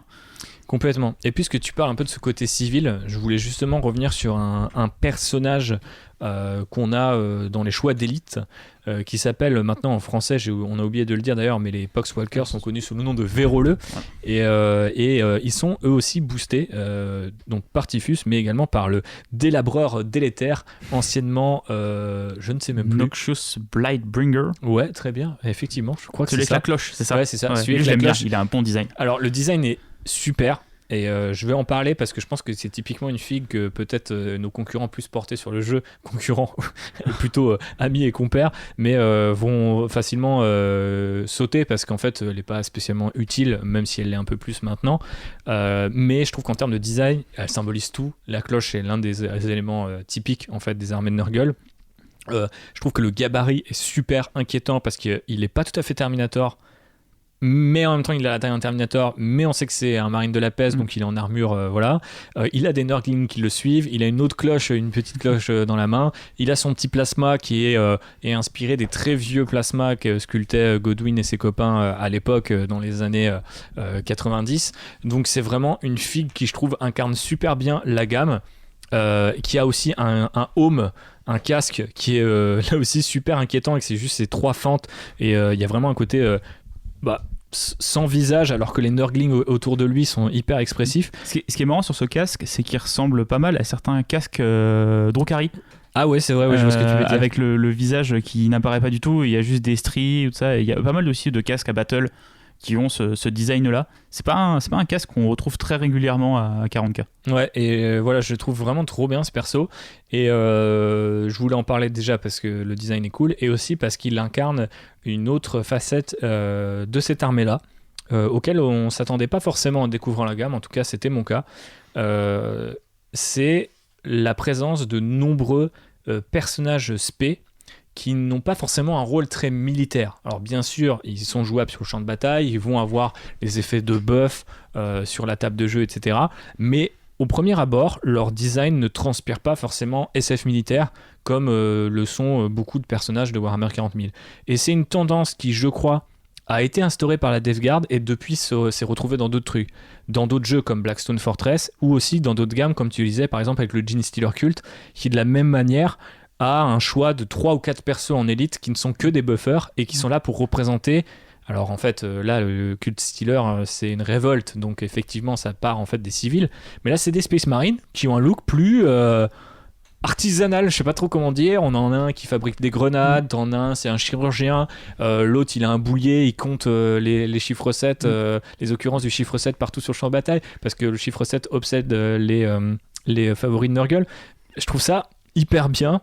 parce que ça ajoute beaucoup de charisme et de personnalité à une armée qui n'en avait pas nécessairement besoin, mais je trouve que ça, d'un coup, tu te dis, ouais, la Death Guard, c'est aussi plein de petits persos qui ont ces effets-là, quoi. Pour faire un parallèle avec les Thousand Sons, tu vois, moi, c'est ce qui, je trouve, manque à la gamme des Thousand Sons. Parce qu'il y a des kits de sorciers qui sont hyper bien, mais ça reste des sorciers. Il n'y a pas ces personnages, tu vois, comme l'intendant, donc tu parlais, le petit scribe là, qui prend des notes et qui compte, le biologus putréfacteur. Ils sont trop forts les traducteurs, quoi.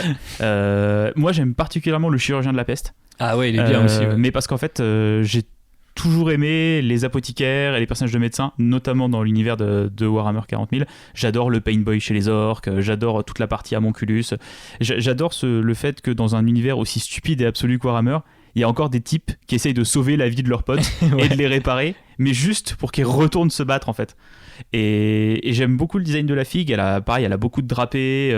Elle a une espèce de visseuse en arme, une espèce de, je sais pas trop ce que c'est que son arme de corps à corps, mais qui est ultra flippante en fait. Et tu sais pas trop s'il s'en sert pour soigner les gens ou les achever. Ouais, parce que c'est censé être l'équivalent de, je crois, les apothicaires, ils appellent ça c'est le nartessium, ou c'est, je ne sais pas ce qu'il a. Là, il a juste la peste lame en termes de profil, mais si, il a un nartessium corrompu. Voilà, nartessium corrompu, ouais. Mais du coup, tellement corrompu que ça ressemble plus à une visseuse qu'autre chose, effectivement. Mais ouais, cette figue est super. Je l'ai topé récemment là, avec la collection Hachette. Je vais en faire un apôtre noir. En fait, je vais virer les bras, je vais les garder. Je vais quand même faire un chirurgien de la peste quelque part, mais je vais le faire un petit peu à ma sauce. Je trouve que au-delà de ses qualités effectivement de docteur, la silhouette est vraiment trop bien avec ce drapé, tu sais, qui est vraiment que d'un côté. Souvent, les Space Marines ont ce côté un peu, notamment dans la gamme Death Guard, tu sais, t'as l'impression qu'ils avancent ventre en avant. Donc ils ont ce côté, tu sais, ça soulève un peu les tissus. Lui, il est plus en mode genre, fufu, je vais t'injecter un truc, tu vas pas trop remettre. Mais voilà, il y a une énergie très Fabius Bill. Exactement, c'est pour ça qu'il me plaît. Hein. Ouais. Lui, tu sens qu'il teste pas vraiment les vaccins. Non, clairement pas. Non. On va peut-être passer à des figurines à peine plus grosses en allant du côté des véhicules, à peine plus grosses, plutôt plus grosses quand même. Moi, je voulais parler du Fated Blood Drone qui maintenant est traduit par Drone Fétide, tout simplement. Du coup, là, il nous enlève une couche. Merci les traducteurs. Et c'est une fille que je trouve super bien. Qui a là aussi beaucoup de variantes parce qu'elle était dans la boîte Dark Imperium avec ses variantes lance-flammes, mais dans le kit tu peux aussi assembler cette variante et également deux autres variantes, la moissonneuse batteuse, la fameuse tondeuse, c'est ça, comme elle est surnommée, et le super Gatling, sachant que ce kit est vraiment très bien foutu parce qu'il y a également 3 coques principales qui créent entre guillemets le visage en fait du drone que vous pouvez du coup intervertir à loisir, et elles ont toutes des tronches différentes. Et typiquement, je pense à notre ami Raphaël qui était passé dans le premier et pour l'instant l'unique Raconte-moi Warhammer. Il a 3 fois ce kit et en fait, du coup, il peut faire 3 kits différents. Et ça, c'est une vraie qualité qu'a cette gamme. Et je pense, globalement, on souvent les gammes récentes, mais particulièrement la Death Guard, c'est même un truc où tu vois, tu te dis putain, ce véhicule là il est bien, c'est un petit véhicule d'attaque rapide, faudrait peut-être que j'en mette pas juste un mais peut-être 2 ou 3. Tu vas pas peindre 2 fois ton même putain de land speeder, c'est vraiment 2 trucs différents quoi. Une coque un peu différente et il a une dégaine absolument géniale. Et je sais pas laquelle je préfère parce que le lance-flamme j'ai toujours joué comme ça, je le trouve très cool. La moissonneuse est gaulerie au dernier degré et en plus maintenant elle fait vraiment très mal en termes de jeu, mais j'aime beaucoup la version avec le Gatling parce qu'en fait ils ont osé faire le Gatling d'un côté et juste un gros réservoir de munitions sur le bras gauche, ce qui donne un look assez tu sais, on dirait un truc un peu à la Doom quoi, tu vois, genre en mode où dans le coin gauche de l'écran t'aurais la réserve de munitions, dans le coin droit t'as ton méga Gatling et ouais, je trouve c'est une machine des enfers absolument géniale et je l'adore et j'aimerais bien en peindre un autre pour être tout à fait honnête. Ça c'est une manière de dire qu'il faut qu'on t'en offre un. Okay. On le note. Ton anniversaire c'est en novembre, hein. Ouais, en mars on a le temps. Il y aura peut-être d'autres trucs plus intéressants qui sortiront d'ici là, mais c'est vrai que cette rejouabilité, je sais pas trop si on peut parler de rejouabilité dans ce cas présent, mais cette diversité dans les kits te donne vachement aussi envie d'y revenir. Tu sais, il y a des gammes où tu sais que tu dois te taper 20 ou 30 gus, c'est tout le temps les mêmes, tu fais waouh, c'est chaud. C'est une gamme qui est quand même, même si elle a pas énormément de kits, elle est très généreuse en fait. Ouais, et les kits sont très généreux, et on en parlait sur les marines, beaucoup de bits, beaucoup de choses comme ça. Alors une figurine qui est un peu moins généreuse, c'est clair, c'est, vu qu'elle n'a qu'un seul modèle et pas d'option, c'est ce qu'on appelle la coccinelle, globalement, qui est le semi-chenillé méphitique. Donc ça ressemble au drone, mais avec des roues et avec un petit lance-missile. Yes. Et très mignonne. C'est une figurine qui est étonnamment mignonne, alors que elle a quand même des tentacules, des bubons partout, et globalement elle est assez agressive, mais tout le monde s'accorde à dire qu'elle est mignonne. Ouais, mais je pense que ça tient aux formes. Illusion collective. C'est ça, ouais. Et non, mais très très belle fig aussi. Effectivement, moins d'options parce que c'était un kit easy to build. C'est toujours un kit easy to build, même s'il a changé un petit peu de packaging. Et voilà. Mais l'angle là aussi très ouais. Le côté un peu cartoon, on disait tout à l'heure, qui peut ressortir sur certaines figues, il ressort un peu sur celle-là, le côté très rond en fait. On a l'habitude des Space Marines et des véhicules Space Marines qui soient très carrés, très anguleux. Si vous prenez tous les véhicules Space Marine, les derniers les Rhino, les derniers Speeder, même l'Impulsor, l'Outrider, voilà, tout. Ils sont très carrés, très monolithiques, et là on a vraiment beaucoup de courbes et beaucoup d'arrondis, et je pense que c'est cette silhouette là en fait qui donne ce côté mignon. Ouais, et c'est là aussi où ils ont hyper bien opposé, je pense, les deux factions de base de la V8. C'est que t'avais vraiment deux choses très différentes. Les boîtes d'avant, c'était Dark Angel contre Space Marine du Chaos, et pour la petite anecdote, ils avaient même d'ailleurs dû inventer un chapitre Renégat, le Crimson Slaughter en rouge, parce qu'en fait il y avait une partie de l'armée Dark Angel qui était noire, donc on pouvait pas faire la Black Legion.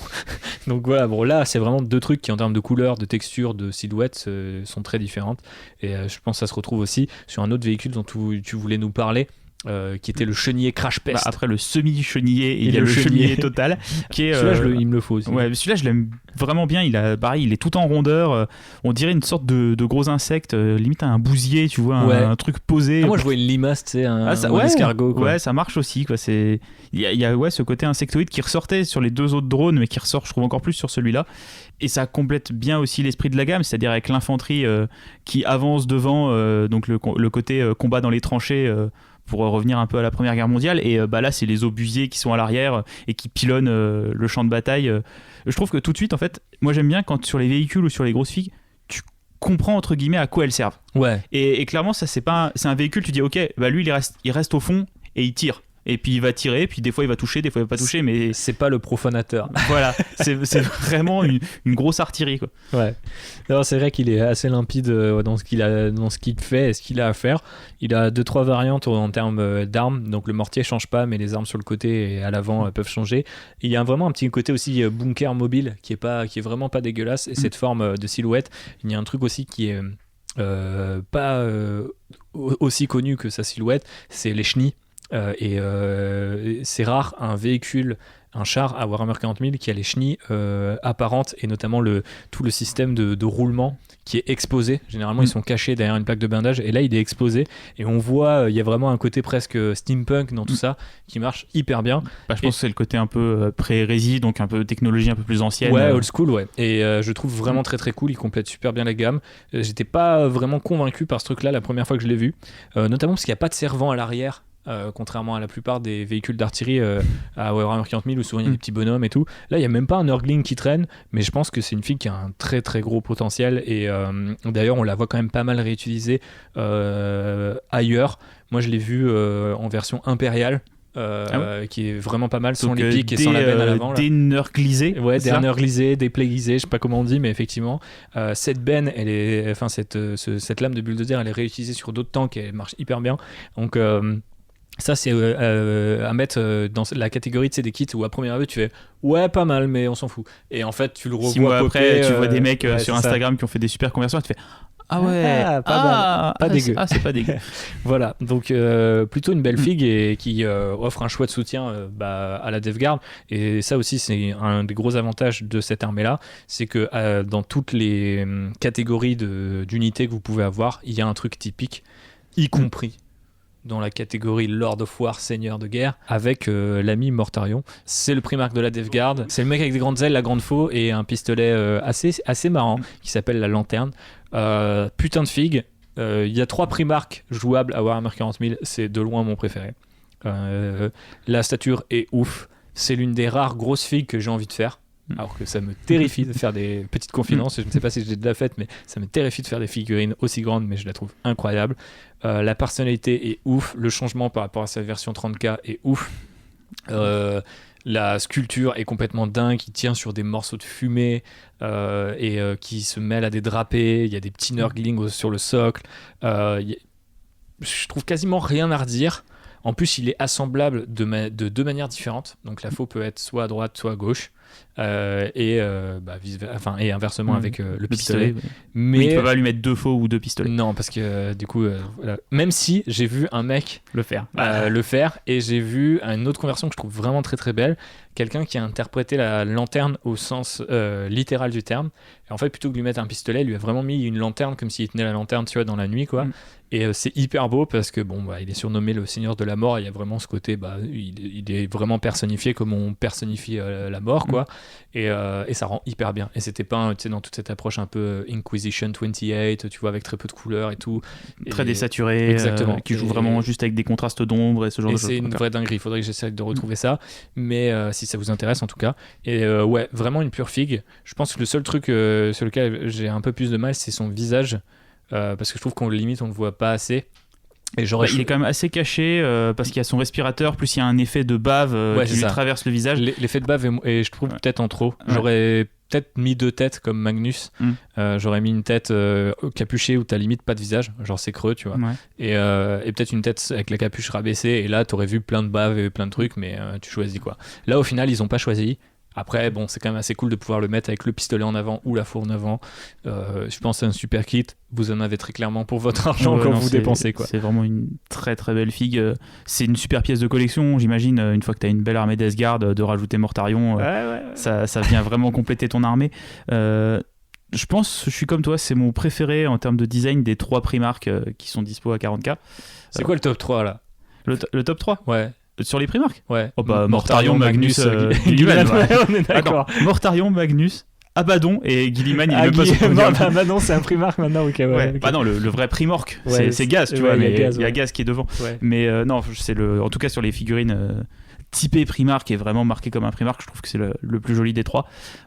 J'espère qu'il y en aura d'autres. Là, ça s'est un peu calmé, mais il y avait des rumeurs. Je sais pas si tu te rappelles, il y a 2-3 ans, tous les mois, c'était un nouveau Primark arrive, un nouveau Primark. Le Chapter Master Valrak a fait un peu la notoriété de sa chaîne avec ça, et c'en est devenu une blague à la fin. Mais il continue d'y croire à fond. Mais c'est des figues qui sont quand même assez importantes. Je sais pas, moi j'ai vécu la sortie de Mortarion en suivant Warhammer. J'étais pas dans le hobby quand Guilliman ou Magnus sont sortis, donc je sais pas trop comment avaient réagi les gens. Avaient pété les plombs. En plus, c'est l'époque où ils commençaient à faire des petites vidéos sur YouTube, et je crois qu'il y avait tout un truc où il le sortait d'une benne en plastique, où j'ai souvenir d'une vidéo avec Duncan Rhodes où il sortait le truc et il était là, waouh, Magnus, un Primark, et le gars disait what's next? Plastic Sisters of Battle, et c'était genre 4 ans avant, tu vois. C'est arrivé. Et parce qu'il travaillait en avance et il teasait. Vous voyez très bien de toute façon le genre d'humour et de gimmicks qu'ils peuvent avoir dans leurs vidéos, qui sont souvent assez bien faites, assez bien foutues. Et là c'est vrai que Magnus était une dinguerie. Guilliman a vraiment amené le lore dans une nouvelle direction, parce que Magnus en fait était là, mais quelque part il a toujours existé dans le lore. Guilliman, c'est un personnage qui revient entre les morts, et qui marque l'entrée dans un nouvel âge et dans une nouvelle édition quelques mois plus tard. Et du coup, Mortarion avait été teasé à l'époque, la Death Guard avait été teasée notamment avec la faux de Mortarion, et le teaser, je crois que c'était sorti en mars. Et le truc était arrivé en mars d'une année, et je crois que le truc était arrivé l'été de l'année suivante. Je me demande si c'était pas un truc comme ça. Enfin, c'était plusieurs mois à base de quasiment un an, quoi. D'accord. Et c'était assez ouf du coup de voir ça. Par rapport à maintenant où limite un truc est teasé, il est révélé la semaine suivante. Ouais, tu vois, on en reparlera plus tard, je pense, du rythme actuel de Games Workshop. Moi je me souviens avoir bugué sur la faux, et tu sais qu'on faisait des Photoshop où on en parlait avec Raph, mais si la faux elle est comme ça veut dire elle fait au moins la taille d'un rideau, donc c'est forcément Mortarion. On était en mode ouais, mais attends, est-ce qu'ils vont vraiment refaire tous les Primark? Magnus c'était peut-être juste pour tu vois, genre c'était comme ça, en mode genre mec, maintenant il y a Magnus et Guilliman, il faut Mortarion, et ils nous ont pas déçus. Putain, cette figue est incroyable, quoi. Bah écoute, quand je vois le soin apporté à Magnus, même si j'aime un peu moins la figue, surtout à Mortarion, j'ai tellement hâte d'avoir Fulgrim. Ah bah c'est ton préf, c'est ton voilà. boy. Donc quand je vois Sigvald qui a été refait à OS, toute la gamme mortelle de Slaanesh, et quand je vois le travail qui a été apporté à la Death Guard, je me dis que le jour où ils décident d'amener autant de soins à refaire la gamme Emperor Children, je serais tellement heureux. Ouais, mais je pense que ça... Enfin, il y a un truc, c'est qu'une question de temps. Que n'auront pas les Emperor Children, qu'ont la Death Guard, c'est les Nurgling, par contre. Ah, bah terminons avec les Nurgling. Qui sont peut-être les meilleures figues de tout Warhammer 40 000. Ou de tout Warhammer tout court. De tout Warhammer tout court. Non, blague à part, ça renforce un peu le côté cartoon, comme on disait tout à l'heure, que peut avoir cette gamme, qu'elle n'a pas forcément. C'est ça c'est vraiment un marqueur que tu peux, je pense, révéler à la peinture et à l'assemblage de tes figues. C'est tous ces petits Nurgling et toutes ces petites bestioles, toutes ces figurines qui sont très comiques, qui pop un peu partout, que ce soit sur les véhicules de la Death Guard ou souvent sur les socles ou sur les épaules des personnages. Et t'es pas obligé de les mettre, mais je trouve que ça rajoute un cachet assez incroyable aux figues, et t'as vraiment ce côté, c'est Warhammer 40 000, c'est la guerre, mais c'est pas sérieux, tu vois. On est là pour rigoler avant tout. Mais d'ailleurs, c'est super intéressant ce que tu racontes, parce que je me souviens qu'au teasing / reveal de la Death Guard, il y a beaucoup de gens qui étaient en mode ouais, moi j'arrête Warhammer 40 000, c'est devenu un gimmick, c'est cartoon, c'est pour les enfants, juste parce qu'il y avait des Nurglings mignons ou drôles sur les socles. Et t'es en mode genre, mais en fait, c'est parce que mec, t'as commencé. D'ailleurs en même temps que moi, mais version 3 où ça devenait hyper sérieux premier degré, mais si tu regardes la version 2, c'est bourré de... et même Rogue Trader, c'est bourré de gags et de jeux de mots éclatés, surtout du côté du chaos en fait. Particulièrement l'Imperium a toujours été plus sérieux, ouais. Alors que le chaos ça a toujours été marrant en fait. même temps le fascisme c'est sérieux, hein. Voilà, c'est comme ça quoi. c'est vrai qu'on rigole pas le fascisme. C'est pas très drôle. Donc chez les amis de Nurgle et la Death Guard, on a effectivement tous ces petits Nurglings, et ce qui a été assez marrant, c'est qu'il y en a assez maintenant pour, je crois que c'était justement pour la sortie du Dex, où tu sais, ils avaient fait un tweet en mode Warhammer Community, what's your favorite Nurgling, où c'était sur une échelle de 1 à 9, c'est ça. Donc t'en as au moins 9 qui ont 9 personnalités différentes. Il y en a qui sont sur le prince le démon majeur, Great Unclean One, j'ai plus le nom en français, Grand Immonde, Grand Immonde, pardon, voilà. On va essayer d'utiliser un de s'y faire. Après avoir subi des années d'anglicisme, il va falloir qu'on fasse l'inverse. Mais ouais, donc il y en a plein qui sont trop mignons, qui ont des capes, qui ont des épées. Bon, bref, ça reste Sassy Nurgling parce que c'est avec son surnom. Petit casque et celui qui fait non avec son petit doigt là, c'est ça. Sassy Nurgling, c'est celui qui a les mains sur les hanches, et qui a le casque de Plague Marine, qui est vraiment trop bien, parce que tu te dis comment il a un casque de Plague Marine, je ne comprends pas. La figue avec laquelle il est n'a pas son casque, donc on sait où il l'a récupéré. Voilà. Et donc c'est effectivement, vous pouvez l'avoir avec la figurine de champion. Donc ça, c'est un Plague Marine qui est assez facile à avoir, contrairement à ceux de Mortarion ou du Great Unclean One, où il faut vraiment mettre beaucoup d'argent. Mais bon, comme disent nos amis de Warhammer Community, alors après, ils prêchent pour leur paroisse, mais c'est... achète le Nurgling avec l'épée et t'as un grand immonde gratuit avec, tu vois, genre effectivement c'est vrai. Oui, vu comme ça c'est vrai quoi. On peut le voir comme ça.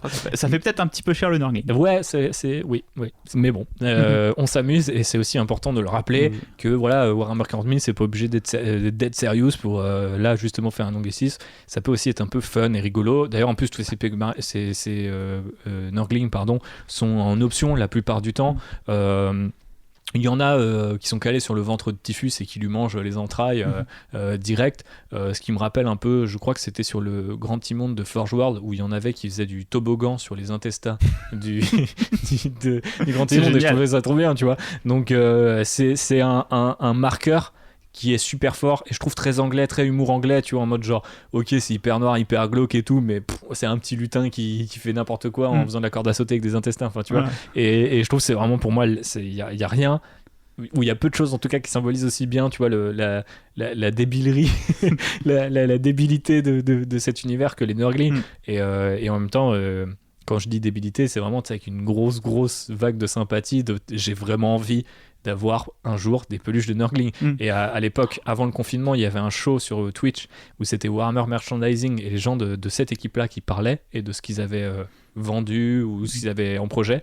Et chaque putain de mois, les gens leur demandaient peluche Nurgling. Et genre, j'espère qu'un jour ça arrivera, parce que moi je veux une putain de peluche Nurgling. Si vous nous écoutez et que vous avez un tant soit peu de talent en couture, faites des peluches Nurgling. Voilà, vous allez les vendre. Vous faites ça sur Etsy. Non, mais tu sais, il y a eu les pop Space Marine, on veut juste une pop de Nurgling, tu vois. Non, pas une pop. Moi j'aime pas les pop. Je veux pas faire une peluche. Une peluche alors. Une peluche de Nurgling, ça me va. Bon bah, vous savez ce qu'il vous reste à offrir à JB pour son anniversaire, qui est en septembre. Donc là aussi vous avez un petit peu de temps pour vous mettre à la couture, ça va. Voilà, on a fait le tour, je crois, mon cher JB. On a fait le tour de la gamme, ouais. Moi j'aimerais bien qu'on revienne un petit peu sur le codex en lui-même. Ouais, vas-y, ouais. Parce que, alors, contrairement au codex Necron, que je ne connaissais pas du tout, là l'avantage c'est que toi, vu que tu joues Death Guard, t'avais le codex V8 et du coup on a pu faire un petit peu un comparatif entre les deux. Et déjà ils ont pas la même taille. Alors ça c'est mon côté psychorigide, les deux livres ne faisant pas la même largeur, les codex V9 sont plus larges et du coup ils dépassent dans ma bibliothèque, ce qui me fait énormément angoisser pour la semaine prochaine vu que je vais commander le codex Drukhari, mais bon j'essaierai de le cacher ou de mettre d'autres livres à côté, on verra. Faut que je fasse la paix avec moi-même pour ça. Non là je trouvais que le codex il a peut-être moins de pages, j'ai l'impression qu'il y a moins de pages de fluff en tout cas, mais elles sont plus généreuses. Comme toute la gamme, c'est très généreux. Les illustrations, on a certaines illustrations qui sont réutilisées, mais j'ai pas trouvé ça dérangeant parce qu'elles sont quand même assez sympas et quand même très iconiques et elles reflètent vraiment bien la gamme. Par contre, le petit bémol que j'aurais, c'est qu'avant dans les codex, on avait une page qui nous présentait chaque unité. C'était souvent long et chiant. Ouais. Je pense qu'il faut le dire. Voilà, parce que quand on avait une page sur chaque moindre véhicule ou chaque machine, c'était un peu relou. Là, on n'a plus du tout ça. On a plus des histoires, on a des parties un peu nouvelles aussi, donc romancées dans les codex. Par contre, maintenant sur les datasheets, on a des photos des figurines, ce qu'on n'avait pas avant. Sauf que là, il n'y a pas les photos de toutes les figurines.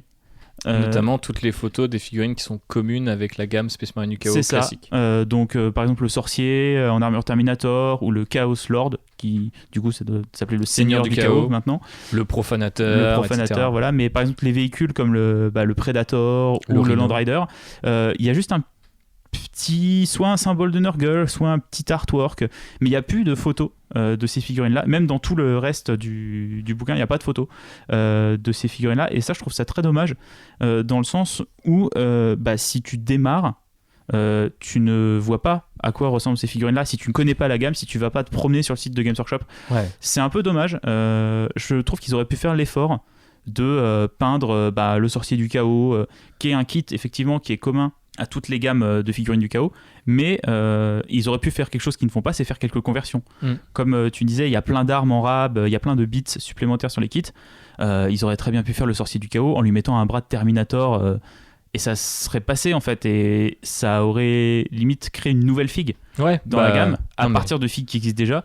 Et je trouve ça dommage qu'ils mettent pas cette partie-là du hobby en avant et qu'ils se contentent vraiment de faire des photos des figues telles qu'elles sont sur les boîtes, et de pas explorer un peu plus la créativité que peut te offrir le hobby et te la montrer en fait dès les codex. Yes, ça c'est un truc sur lequel ils ont quand même tendance à revenir un petit peu ces derniers temps. On le voit par exemple avec les illustrations et même le lore en fait. On est vachement dans quelque chose de plus évocateur, on est vachement moins dans le détail et la technicité, mais plutôt de on te donne les informations qui vont te permettre de développer ta vision du truc. Là où dans l'édition précédente, voire les éditions précédentes, il y avait plutôt un côté on raffine, on définit toujours un peu mieux les contours de cet univers.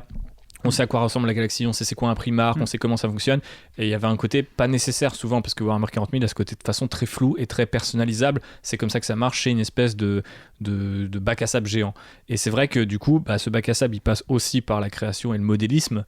Et du coup, on pourrait limite aller un peu plus loin dans ta réflexion et virer full conspi et se dire en fait, ils veulent pas qu'on achète ces figues-là parce que ils veulent pas qu'il y ait de complémentarité avec ces gammes, ou ils veulent pas qu'on aille chercher des figues qu'ils n'ont pas encore refaites parce que par exemple le kit du Rhino ou du Predator c'est des très vieux kits, le kit du Defiler pareil, tu vois, c'est des vieux kits, mais ils augmentent quand même le prix généralement de ces vieux kits. Mais c'est ça, c'est qu'il y a ça en parallèle en fait, c'est toujours une question de, moi je comprends pourquoi ils le font, parce que effectivement ils les ont pas peints, ils ont toujours peur ils ont du mal à mettre en avant des conversions, alors qu'on sait que c'est quand même toute une partie du hobby, et que par exemple sur Psychic Awakening avec Fabius Bile, ils ont montré toute une armée qui était convertie dans le thème du coup des créations de Bile. Donc toute une armée, c'était un sorcier qui avait deux bouts d'os Drukhari sur le backpack. Mais là, je veux dire, c'était très léger, mais tu prends le sorcier du chaos, j'en ai fait un Thousand Sun en changeant la tête.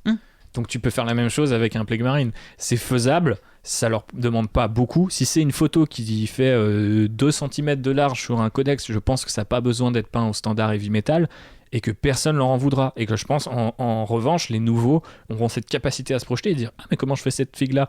Et on va lui dire ah, bah ouais, bah en fait, tu changes juste la tête et tout. T'as acheté ce kit-là? Bah ouais, t'as des têtes en rap, bah voilà où tu l'utilises.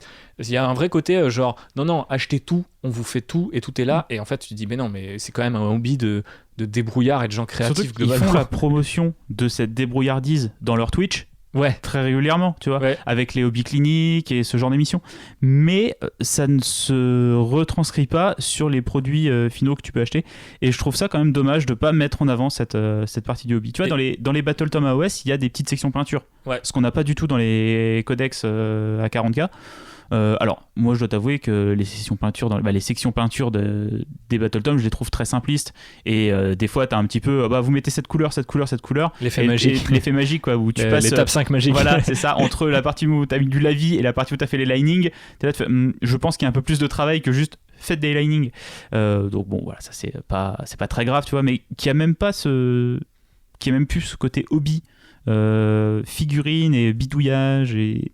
Ça, je trouve ça un petit peu dommage en fait. C'est d'autant plus dommage dans cette version-là où on a Stu Black, le patron du studio Warhammer 40 000, qui nous dit on veut revenir à des illustrations qui sont pas forcément les figues, on veut revenir à un lore qui est plus vaste, plus évocateur, pas forcément correct, dans le sens où peut-être que le lore va te dire ça dans un bouquin de Warhammer 40 000 sur la Death Guard, mais peut-être que chez les Space Marines on te dira autre chose. Mais ça c'est bien parce que ces deux armées elles ont chacune leur vérité. C'est ça, et même aller dans des points très, très obscurs, voire inédits de telle ou telle faction, notamment les Fiel Bustier dont on parlait, dont on n'avait jamais entendu parler avant. Et c'est genre pourquoi les mecs consacrent un double page à ce truc-là? Il n'y a pas tellement de raisons, si ce n'est c'est une idée cool. Voilà, c'est une idée cool, et surtout on veut te montrer qu'il y a ces idées-là en fait, et que ça existe dans cet univers, et que tout n'est pas une fiche de stats, une fiche de lore et une illustration. Et donc du coup en fait maintenant on a changé les illustrations, on a changé les fiches de stats, on a changé le lore. Il manque plus que les photos. Il manque plus que la photo à changer et à montrer que c'est chiant, le kit du Predator il a 30 ans, ça pète les couilles, mais regarde, on a placé telle arme du kit du drone et c'est facile parce que si tu achètes le drone, de toute façon tu as au moins 2 armes en rab et on a foutu la moissonneuse en avant plutôt qu'une fourche moche avec 4 pics qu'on a depuis 30 ans. Je veux dire, c'est pas très compliqué de faire ça, et limite c'est une manière de vendre aussi le kit. Oui. Tu te dis ok, ça fait chier, faut que je l'achète, faut que j'achète ce truc là qui est vieux, mais moi je préférerais qu'ils assument en fait ce côté il est nul mais regardez on peut encore en faire ça, plutôt que les faire disparaître dans l'oubli jusqu'à ce que ça soit refait. Et en plus on sait très bien qu'il y a ce gros problème autour du châssis Rhino, c'est qu'il est plus utilisé par les Primaris, il est utilisé par les sœurs de bataille. Et donc on te vend 42 balles un putain de Rhino qui est le même depuis 30 ans, sur lequel on a collé une grappe qui est vraiment, elle pète, elle est trop belle et tout, j'ai pas de problème avec ça, les sculpteurs ont bien bossé, mais globalement c'est le même depuis 30 ans, donc les gars, c'est à la fois le meilleur truc par rapport au lore de Warhammer 40 000 et comment ça fonctionne, où tu réutilises la même technologie. Ça ne change pas, mais ça ne change plus. Mais ça ne change plus, et tu vois par exemple sur les Marines du Chaos ont vraiment un besoin de dire soit faut développer les machines démons, ils l'ont fait avec la Death Guard, ou soit faut refaire les vieilles machines démons ou les vieux tanks. Et pour l'instant, les Space Marines du Chaos qui sont pas Death Guard, ils galèrent là-dessus. Et donc là, du coup, dans le codex des gardes, ils ont pas de photos, ils sont pas là. Et c'est dommage parce que, à part ça, on n'a pas de reproche à faire. Sur le bouquin, il est top, quoi. À part ça, je trouve que c'est un livre qui est en tout point meilleur que celui d'avant. Ouais. Tu regardes même la maquette, les couleurs. La maquette est plus jolie. On reste dans les marrons et dans les verts, tu vois. C'est moins criard, quoi. C'est pas les couleurs de la joie. Mais les illustrations sont magnifiques. La manière dont le lore est raconté est vraiment super cool. Et il y a des illustres dans celui d'avant qui n'étaient pas très très jolis. Non, clairement pas. Mais là, il n'y a plus ces illustres-là un peu en 3D dégueulasses. On revient aussi, comme on avait dit sur le Codex Necron, à plus d'artwork, mais qui sont vraiment dessinés, qui sont peints, voilà. Et qui correspondent pour moi plus à l'esthétique de Warhammer que les modélisations 3D de personnages. Je suis juste un peu déçu qu'ils aient pas poussé le truc jusqu'au bout. Parce que ça m'embête, tu vois. Vraiment, ça m'a embêté parce que, genre, la page du profanateur, j'ai pas su quelle figue c'était quand je suis tombé dessus. Bah ouais. Parce que dans ma tête, il s'appelle Defiler, donc maintenant que j'ai vu que c'était le profanateur, oui, c'est cette figue-là, mais elle a pas d'illustration. Ouais, puis là, on a ouvert le codex à la page 82 et 83, c'est une double page, il y a pas une photo, il y a 3 lignes, il y a 3 fois des tableaux de stats, et c'est hyper moche, ça donne pas du tout envie. Ça donne pas du tout envie, c'est pas très engageant. Tu dis un nouveau, genre, viens jouer à Warhammer 40 000, t'es en mode genre, mais c'est quoi cette illustration à demi effacée, c'est la page où il y a le Predator annihilateur Annihilator, le Predator Destructor et le Land Rider. Ça m'a fumé aussi, c'est qu'ils redonnent 2 profils différents à un truc qui historiquement existe dans le lore, Destructor Annihilator, mais avant, au bout d'un moment, ils ont dit allez, Predator, et les fans sauront que c'est. Mais bon, voilà, c'est de temps en temps faire plaisir sur un tableau. Non, en fait, faites plaisir sur une photo, sur la peinture, sur les illustrations. C'est pareil, l'illustration du codex, elle est top. Mais contrairement à toutes les autres illustrations des codex depuis, elle était déjà dans le codex précédent. Donc ça, c'est aussi un degré de...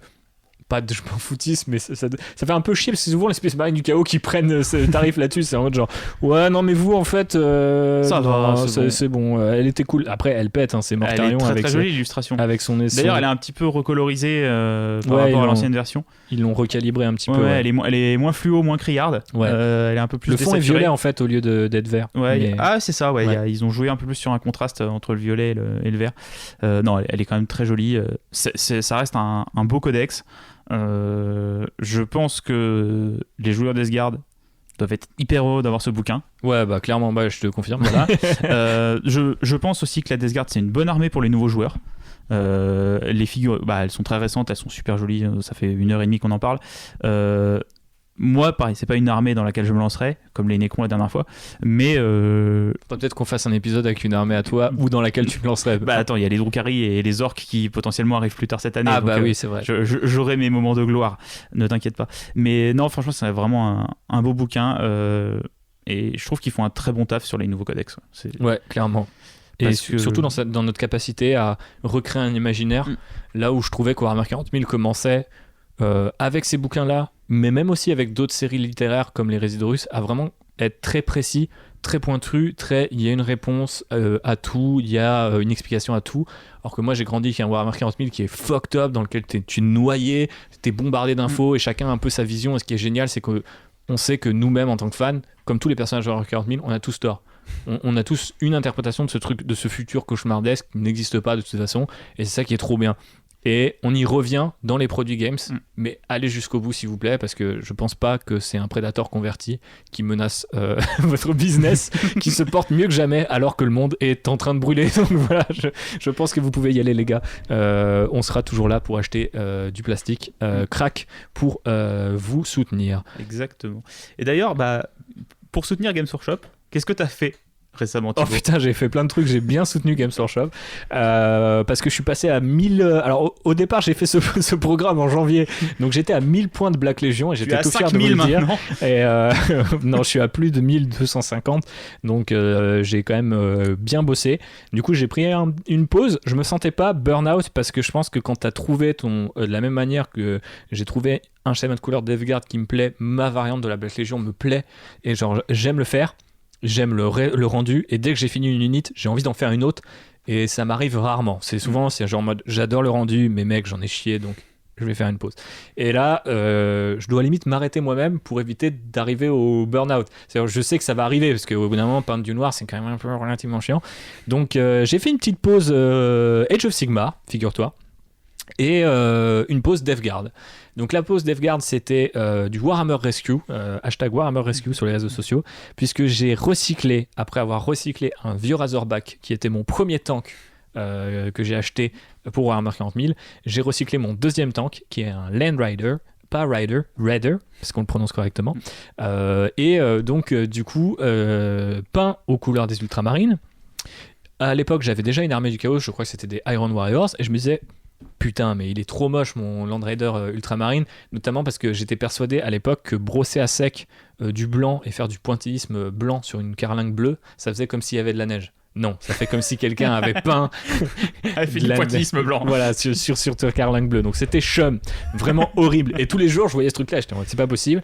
J'ai plein de bouches de dragon, tu sais, des armes lourdes du chaos qui traînent. Je vais en faire un Land Raider, du chaos.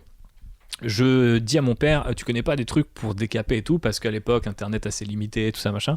Il faut il y a ce truc là machin, tu peux diluer et tout. J'essaye, ça marche, mais je vois déjà que ça bousille pas mal quand même le plastique, tu vois. Et je me dis bon, après c'est un Land Raider du chaos, de toute façon je vais le faire full métal, c'est Iron Warrior, ça va aller. Et il me dit par contre j'en ai plus. Au bout d'un moment il me dit mais si tu veux j'ai ça. Et donc il sort un gel. Je fais ok. Et on pose le gel un petit peu sur le plastique et on le fait quand même par réflexe sous le char. Et là, le truc commence à éclater, mais limite en temps réel, hein. Genre à dévorer le plastique en le trouant et tout, mais c'était vraiment une réaction chimique hyper forte. La vraie contagion de Nurgle, elle était là. La contagion de Nurgle. Donc quelque part, il était prédestiné. Et donc en fait, ça l'a rongé. Donc en gros, ce truc-là traîne depuis, je pense, facile... la fin des années 2000, ni bleu, ni gris, ni une autre couleur, il est chelou, et il demande genre pitié, genre pas un mois quoi, tu vois, genre, et en plus c'est encore pire quand tu décapes tes figues et que tu les refais pas parce que tu sais que t'as fait pour mieux, mais en fait tu l'as jamais fait.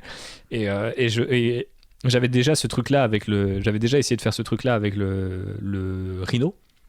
Qui est un Razorback, maintenant c'est un Rhino du coup du chaos, donc j'ai enlevé la tourelle qui est à l'arrière, j'ai fait passer des tentacules et je l'avais fait fin 2019 et je m'étais dit putain, avec les pigments et tout machin, c'est un Rhino qui est là, qui va me servir pour ma DevGuard, et j'ai aimé faire ça, j'ai aimé sauver le truc. De manière générale, j'aime bien sauver les figues qui sont chères à mon cœur. Et franchement, un Land Raider à l'époque, ça valait 50 balles, c'était le bout du monde. Et j'étais en mode, putain, faut que j'en fasse quelque chose. Là, maintenant, les 50 balles, limite, je sais pas que je les dépense tous les mois en figues, mais pas loin, quoi, tu vois. Donc, du coup, mais maintenant, tu sais que tu es adulte, tu as un travail et un salaire. Ouais, c'est ça. Donc, maintenant, t'as juste plus le temps de peindre. Voilà, c'est ça la différence. Si, ça va, parce que jusqu'à peu de temps, j'étais chômeur et je le suis encore en partie, puisque c'était un mi-temps. Mais bref, vous avez pas besoin de savoir toute ma vie. Vous avez besoin de savoir que, du coup, je me suis attaqué à ce truc-là en me disant, il y a la hype du codex, donc je vais le peindre. Je l'ai peint la semaine où le codex devait sortir en janvier. Et au final, il est pas sorti en janvier. Mais le tank a été fait. Je l'ai même posté sur mon Instagram @République avec des 33K à la place de IQUE si vous voulez voir sur Insta et que vous ne me connaissez pas encore. Et ouais, c'est cool, j'ai rajouté des petits Nurgle, j'ai rajouté un servant qui est fait à base de restes de plague marine, comme quoi tu vois, il y a des bits qu'on peut utiliser. Et très clairement, c'est pas mon meilleur job de peinture. Très clairement, le Land Raider est rongé de ouf, mais du coup, avec des brossages, des lavis, des techniques des raflures et de weathering, comme on dit en anglais, et ben ça marche plutôt bien. Et surtout, on l'a joué, tu as joué contre, je l'ai joué la dernière fois, et j'étais content de pouvoir aligner un Land Raider parce qu'en termes de jeu, c'est toujours cool. Et en termes de figue, ça reste une grosse figue en fait. C'est une grosse figue, donc, et même moi, je l'ai un peu peint cette figue parce que c'est moi qui fait les couches de base à l'aéro. C'est vrai, ouais. Parce que tu pars sur un blanc assez clair pour tes figues que tu salis après. Et le faire au pinceau, ça aurait été vraiment très compliqué. Et je crois que j'ai jamais vu une figue avec autant de texture en fait. Ah ouais, non, mais qui est juste du plastique un peu rongé et fondu. Et juste après avoir passé la première couche, donc c'est le Witch Flesh, je crois, c'est un blanc cassé de chez Games Workshop. Même moi, j'étais là, je fais, ça fait vraiment figurine du chaos, quoi. Mm-hmm. On sent que il a baroudé le Land Raider, quoi. Ouais. Il a passé du temps dans le warp. Il s'est fait ronger par des démons et tout ça. Il a vraiment un côté figurine du chaos que t'as pas normalement sur les Land Raiders du chaos, qui sont juste en général des Land Raiders avec des grilles, quoi. C'est ça, ouais, sachant que j'ai chopé aussi le kit Forge World où t'as les portières DevGuard, donc ça rajoute un peu de personnalité. Ça lui rajoute un peu de personnalité, même si j'ai dû refaire j'allais dire la benne, c'est pas une benne, mais la trappe d'ouverture avant, qui à l'époque, je ne sais pas si c'est toujours le cas, je crois que ce n'est plus le cas, donc je crois que le kit a été légèrement modifié, mais à l'époque, il fallait mettre un élastique à l'intérieur de ton kit. Ça tienne pour que tu sais, parce que c'était deux portes qui s'ouvraient en simultané, comme une bouche en fait. Je fais un V avec ma main et je fais la bouche, voilà, comme ça, comme le canard, coin.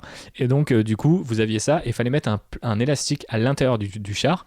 Une fois que t'avais collé, si l'élastique il pétait, ta grille elle était pétée à tout jamais, parce que tu pouvais pas décoller le truc, surtout si t'avais collé à la colle plastique, quoi. Et donc maintenant je crois que c'est un bits en plastique et que tu peux pas péter parce qu'un élastique il va s'user au bout d'un moment.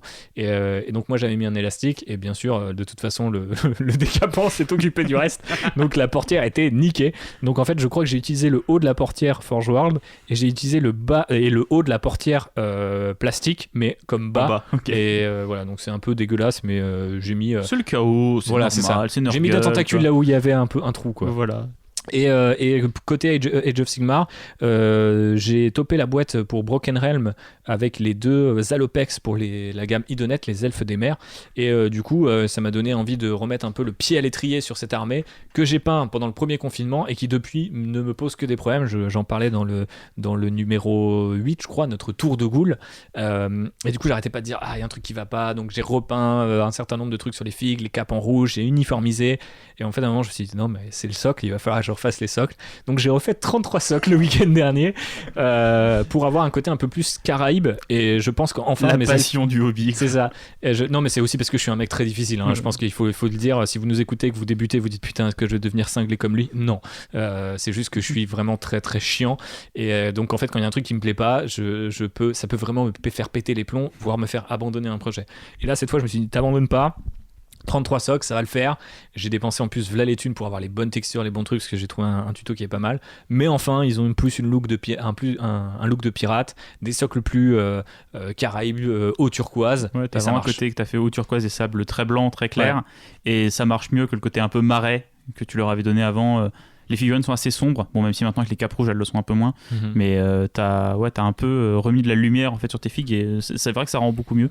Et allez voir franchement les socles de Thibaut, le tuto en plus c'est assez simple et ça a fait vraiment un bon rendu. Yes, j'essaierai de les poster sur le compte Insta parce que j'ai pas fait de photos avec mon nouveau téléphone de ces figues-là qui, à l'époque, surtout pour la conversion, avait pas mal plu. Mais c'est vrai que moi-même, j'étais un peu déçu de la peinture. Pour une fois, je ne le suis plus. Donc c'est bien aussi de corriger sans passer par un gel décapant. Voilà pour moi. JB, et toi, t'as fait quoi du coup ces derniers temps? Alors, moi, il m'est arrivé un petit truc dans ma vie. C'est que désormais, je dois peindre des figues professionnellement. Ah, tu travailles pour Warhammer? Non, je travaille pas pour Warhammer, mais en fait, je travaille pour une chaîne YouTube qui s'appelle Le Bon Nerd, qui est une chaîne YouTube qui vous propose des vidéos sur les jeux de société, sur la peinture de figurines et sur le jeu de rôle, avec notamment une émission qui s'appelle La Bonne Auberge, et qui a un actuel play de Donjons et Dragons. Donc, c'est un MJ qui, avec 4 joueurs, joue une partie de Donjons et Dragons, et donc vous suivez leurs aventures. Pour cette émission-là, on utilise des figurines et des décors pour les combats de Donjons et Dragons. Et donc moi, je travaillais déjà sur cette émission, mais plus sur le parti technique. J'installais le décor, les caméras, et voilà. Et maintenant, j'aide aussi donc Lucien Mène, le MJ, à peindre des figurines et à peindre des décors. Donc j'ai passé pas mal de temps le mois dernier à peindre 5, 6, voire 7 gros monstres qui, et là c'est la magie du JDR, n'ont pas servi, puisque les joueurs sont partis dans une direction totalement opposée à ce qu'on avait prévu. Mais c'est pas grave, on réutilisera ces monstres-là. J'avais peint aussi des petits kobolds pour la partie d'avant. Et... Donc c'est assez différent, parce que du coup, je peins pas pour moi, je peins pas pour mes armées, je peins pour d'autres gens. Et c'est pas un travail de commission, c'est-à-dire que je peins pas des figurines pour que quelqu'un d'autre joue avec ou fasse des tournois ou ce genre de choses. Là, je peins pour qu'elles soient montrées dans des vidéos, pour créer une ambiance. Donc, c'est, je pense, assez différent du travail de commission. C'est assez sympa parce que du coup j'ai peint pas mal de trucs différents. J'ai pu essayer alors je peux pas vous la montrer parce que les joueurs n'ayant pas vu la figurine, je ne peux pas la montrer sur internet parce qu'on on garde la surprise, mais j'ai commencé à faire des premiers essais d'OSL. J'avais jamais fait ça, donc là je l'ai fait avec des peintures fluo et en travaillant en mettant du blanc sur les arêtes et tout ça. OSL, pour ceux qui se posent la question, ça veut dire Object Source Lighting, et donc en fait c'est un effet de lumière qui va être diffusé sur la figue. Donc typiquement, je sais pas, un sabre laser qui va se refléter sur une épaulette de ou un viseur qui fait de la lumière, une flamme ou ce genre de choses.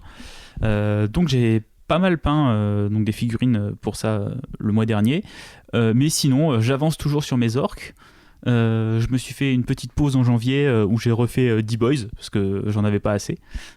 Sachant que sur ton étagère il y a plein de véhicules orques qui traînent, mais c'est genre non, le mec fait 10 boys de plus parce qu'il en a pas assez. Parce que j'en ai pas assez. Donc je suis passé maintenant à 60 boys. On verra à la fin de l'année à combien je serai. 100 boys. Allez, peut-être pas 100, mais bon, on verra. Peut-être 80. Allez, ok. Et à côté de ça, j'avance aussi sur mon armée de Drukhari. J'attendais quand même le nouveau codex pour savoir si j'avais besoin un petit peu de changer mes plans et de reconfigurer, parce que c'est une armée que je peins vraiment principalement pour le jeu, celle-là, notamment pour le mode Crusade où on joue quand on peut. En ce moment c'est compliqué. Donc voilà, j'ai mes Drukhari qui avancent, j'ai peint donc un Voivode. Là, je commence à me remettre sur les noms français. Donc un archon, si vous parlez avec les termes anglais. Donc il y a un peu le chef de la partie Cabale et des Cabalites. J'avais sur mes Cabalites mis un petit peu de doré pour signifier qui était le sergent ou qui étaient les personnages avec les armes spé. Et du coup, pour rester dans cette vibe-là, lui, je l'ai fait une armure complètement dorée. Et je suis très content du résultat. Je trouve qu'il s'intègre bien dans le reste de mes figues, mais on voit que c'est le chef en fait. C'est une figurine qui est assez cool. L'avantage, c'est des petits QG comme j'aime bien. Les Drukhari, c'est vraiment une armée qui est composée de plein de petits QG et de plein de petites troupes. Donc je suis très content de continuer à avancer sur cette gamme-là. J'ai avancé, mais je ne les ai pas terminés aussi sur des grotesques. Mais que là, je suis allé acheter chez Artel W, donc qui est un fabricant alternatif, qui fait des figurines en résine assez jolies et qui complète un petit peu les gammes que Games Workshop a un peu délaissées depuis certaines années, parce que même si il y a des prédateurs du chaos ou pas du coup. ils font pas de véhicules, c'est plus des figues, des fantassins quoi. Voilà, ils font pas mal de figurines Eldar aussi sur les Seigneurs Phoenix qui ont quelques années, comme les figurines qui datent de 92 que vous pouvez encore acheter chez Games Workshop aujourd'hui. Là ils ont fait un kit avec 3 grotesques. Faut savoir que si vous voulez prendre des grotesques chez Games Workshop, c'est une figurine Finecast monopose. Pour jouer des grotesques, il faut en jouer 3 minimum dans une unité. C'est vraiment punitif. Donc de ouf, vous faites 3 figurines monopose Finecast. Je crois que la plupart des gens prennent les Stormfiend Skaven du coup pour les faire maintenant. Vu que c'est des figurines qui sont censées être des monstres de Frankenstein, il y a pas mal de conversions. Moi j'avais pas envie de me lancer dans un truc là-dedans, parce que acheter un kit de Stormfiend c'est 60 balles, plus après faut acheter un kit de Talos pour avoir des bits. J'ai préféré directement mettre 45€ et avoir mes trois grotesques qui vraiment sont super jolies. Elles sont très dynamiques. Elles s'intègrent vraiment bien en plus à la gamme. Elles choquent pas du tout, elles jurent pas du tout, parce que des fois il y a certaines marques alternatives où on voit que c'est pas du Games Workshop. Là on voit que ça en est pas, mais je trouve que c'est quand même très bien intégré. Les figurines sont superbement bien sculptées, même si c'est de la résine, c'est vraiment de la très très bonne qualité. C'est un fabricant que je vous recommande. En plus les frais de port sont pas très chers, ils livrent assez vite, c'est plutôt bien. J'avais acheté aussi quelques orques aussi là-bas que j'ai pas encore peint. Un jour ça viendra. Pour les fameux 80 boys. C'est ça, j'ai une boîte de bits orques et il y en a pour une vie, je pense, à peindre tout ça. Donc mine de rien, du hobby assez rempli. Le fait est qu'avec le couvre-feu et tout ça, on peut pas trop jouer. Moi je me suis pas mal reporté sur la peinture, et ça comme on l'a déjà dit plusieurs fois, ça fait du bien et ça aide quand même de peindre. Donc on va voir la suite. Est-ce qu'on va être confiné? Est-ce qu'on va garder un couvre-feu à partir de 14h maintenant? C'est ça, ouais. Et le week-end, voilà. Vous avez juste le droit de travailler entre 6h et 17h, et sinon vous restez chez vous, vous regardez TF1. Ouais. C'est un peu rude, et ça contraste aussi avec ce qu'on disait en intro, et tout cet écart qui peut subsister entre l'essor que prend Warhammer 40 000 et la réalité, en fait. La réalité, c'est qu'il n'y a plus de bombes de sous-couche dans les games, que les sorties arrivent avec 2 mois de retard, et on continue d'enchaîner les Warhammer Preview comme si rien n'était. Alors on est conscient que c'est pas forcément le cas dans tous les pays, que tout le monde n'est pas forcément touché, qu'il y en a qui ont eu de la chance. Mais de la part de Games, il y a eu un certain manque de sollicitude à l'égard de toute la branche européenne, en fait, des fans. Et moi personnellement, je me suis senti un peu largué, et j'ai du mal à me remettre dans le train de la hype. Surtout qu'on sait pas où vont les rails en ce moment. Et puis moi j'ai aussi une pensée pour les revendeurs. C'est clair. Je pense moi j'achète très souvent mes figurines chez SPL, qui est une boutique à Paris, qui est une petite boutique tenue par 2 personnes. C'est pas des gens qui roulent sur l'or, et ils font ça par passion, ils font pas ça par appât du gain. Et c'est dur pour eux, parce qu'ils se retrouvaient avec des commandes qui payaient, qui étaient pas livrées. Et après, en discutant avec eux, ils m'ont quand même dit qu'ils avaient quand même des clients assez sympas, et personne en fait n'était vraiment énervé envers eux, et tout le monde comprend la situation compliquée. Passionnés, et on est tous dans la même galère. Mais je peux comprendre que même tu rentres dans un Game Workshop et tu vois les vendeurs un peu déprimés, parce qu'ils ont plus rien dans la boutique, donc ça doit être un peu compliqué de travailler dans ces moments-là, quoi. Ouais, un des vendeurs du Warhammer 12, quand j'ai été chercher le codex, il m'a dit faire de la vente sans produit, c'est un concept. Alors après, ils ont rouvert les activités. Il y a énormément de choses qu'on n'avait pas vues depuis des années chez les games, parce que il y a trop de sorties, ou c'est trop porté sur la nouveauté. Là d'un coup les mecs reprenaient des cours de peinture, ont rouvert les tables de jeu, alors masque, tout est bien respecté et tout, ça c'est tout à leur honneur. Mais c'est vrai que c'est là, quand j'y suis retourné trouver le Dex, j'ai revu des gens dans un Games. Même encore cet été, ils appliquaient les règles UK. Donc tu rentrais, lavais les mains, tu touchais pas les produits, ils te les donnaient et tu repartais. Donc là, ça faisait quand même plaisir d'avoir cette convivialité-là. Je pense que malheureusement, ils ont un peu là aussi, je ne sais pas ce qu'ils en pensent, on n'a pas forcément d'écho et on n'est pas là pour pointer du doigt, mais je me dis, il y a quand même tout un personnel français qui me semble a été laissé sur le carreau de manière assez brutale, quoi. C'est pas des méthodes de management. Après, on n'est pas dans les détails, on mais n'est pas dans les détails. En tout cas, de l'extérieur, ça semble pas super cool. Bah, on sentait que quand tu les appelais, il est où le Dex, est-ce que vous avez des bombes de sous-couche, il vous reste quoi comme peinture, enfin, tu sais, les mecs ils en peuvent plus, quoi. Ils répondent à ça toute la journée, ils ont rien d'autre à faire. Un chapeau à toutes les équipes qui ont su rebondir. On fait des cours de peinture, on dit aux gens de revenir jouer. Je pense que ça a demandé pas mal de négociations et de travail, donc tout n'est pas noir, mais c'est vrai que c'est difficile forcément pour tout le monde, des règles qui touchent les commerces et aussi des particuliers, mais en fait ce qui est encore plus difficile, je vais faire un parallèle nul, mais quand on voit aussi le gouvernement, tu vois, ces espèces d'effets d'annonce de peut-être on va être confiné, peut-être ça sort bientôt, tu vois, t'es en mode genre ouais, ok, mais enfin moi je veux mes fixes la neige en fait, tu vois, moi je veux mon codex DevGuard, tu vois, et t'as vraiment l'impression qu'il y a un écart de ouf entre ce qu'ils annoncent et ce qui sort vraiment, et ce que ou même si pour se projeter si c'est tu difficile. le veux, juste qu'on te dise une date, tu vois. Ouais, voilà, c'est ça. Moi, toi, ça me dérange pas qu'on me dise, par contre, voilà, en ce moment c'est compliqué. Le Dex, il est dans 2 mois. Ce qu'ils ont d'ailleurs commencé à faire avec le Dex Drukhari, qui était annoncé en mars, et début mars ils ont dit par contre c'est le 27 qui c'est sort. dans 3 semaines, ne vous inquiétez pas, ça arrive. Je pense que c'est un peu plus rassurant. Et surtout, ce qui est un peu dommage d'avoir tous ces problèmes là, c'est qu'en ce moment il y a une vraie énergie autour de Warhammer. Il y a pas mal de streamers et de gros streamers qui se sont mis à faire du Warhammer sur Twitch. Il y a AlphaCast qui est un très très gros streamer des War Aprem où il débute en plus dans le hobby. Tous quasiment en fait. Ils sont vachement ils sont en progrès constant, et il y a vraiment une super communauté derrière eux, et c'est très positif comme énergie, et ça met vraiment en lumière le hobby et les aspects positifs en fait du hobby. Donc c'est super cool. J'espère que ça va continuer et que ça va grossir, parce que plus il y a de gens qui s'intéressent à l'univers de Warhammer, plus il sera intéressant en fait. J'ai l'impression que cette vague-là a atteint l'Angleterre l'année dernière, ou il y a 2 ans, et que là ça commence à arriver en France. Ça commence vraiment à avoir ce cool du Warhammer en France. La sortie de Mortal Realms, la collection Hachette pour Age of Sigmar, plus combiné à des streamers qui font des centaines de milliers de vues. T'as un gros coup de boost si tu vas sur Twitter sur le hashtag avec des Français, alors qu'avant il y en avait très peu, tu vois, et donc ça fait plaisir. Et d'ailleurs du coup, si vous vous reconnaissez dans ces nouveaux là, n'hésitez pas à parler de nous aussi un peu autour de vous, ou si vous faites partie des anciens, n'hésitez pas à dropper notre nom, parce que nous on n'a pas encore la force de frappe dans un putain de streamer, mais on espère discuter avec eux, parce que ça serait super chouette. On a essayé d'en approcher quelques-uns pour les avoir dans des raconte-moi Warhammer et tout ça, et ils ont des parcours intéressants, et ça pourrait être très bien de voir comment eux vivent le hobby, mais via le stream et tout ça.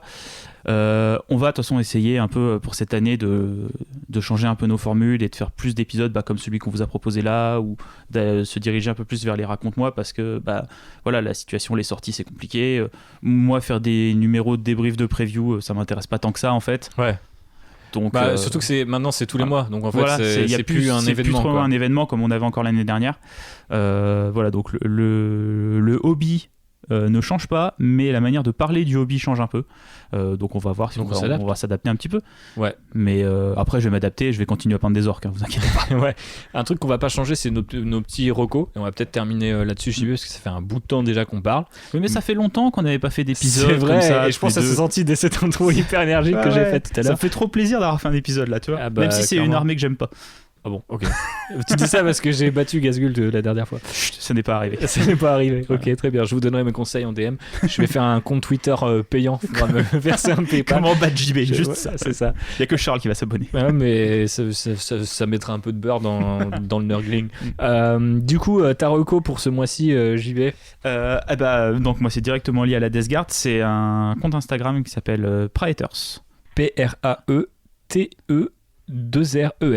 Il fait encore de la Death Guard, mais il en faisait surtout l'année dernière. Et il fait son armée s'appelle les Pharmacon.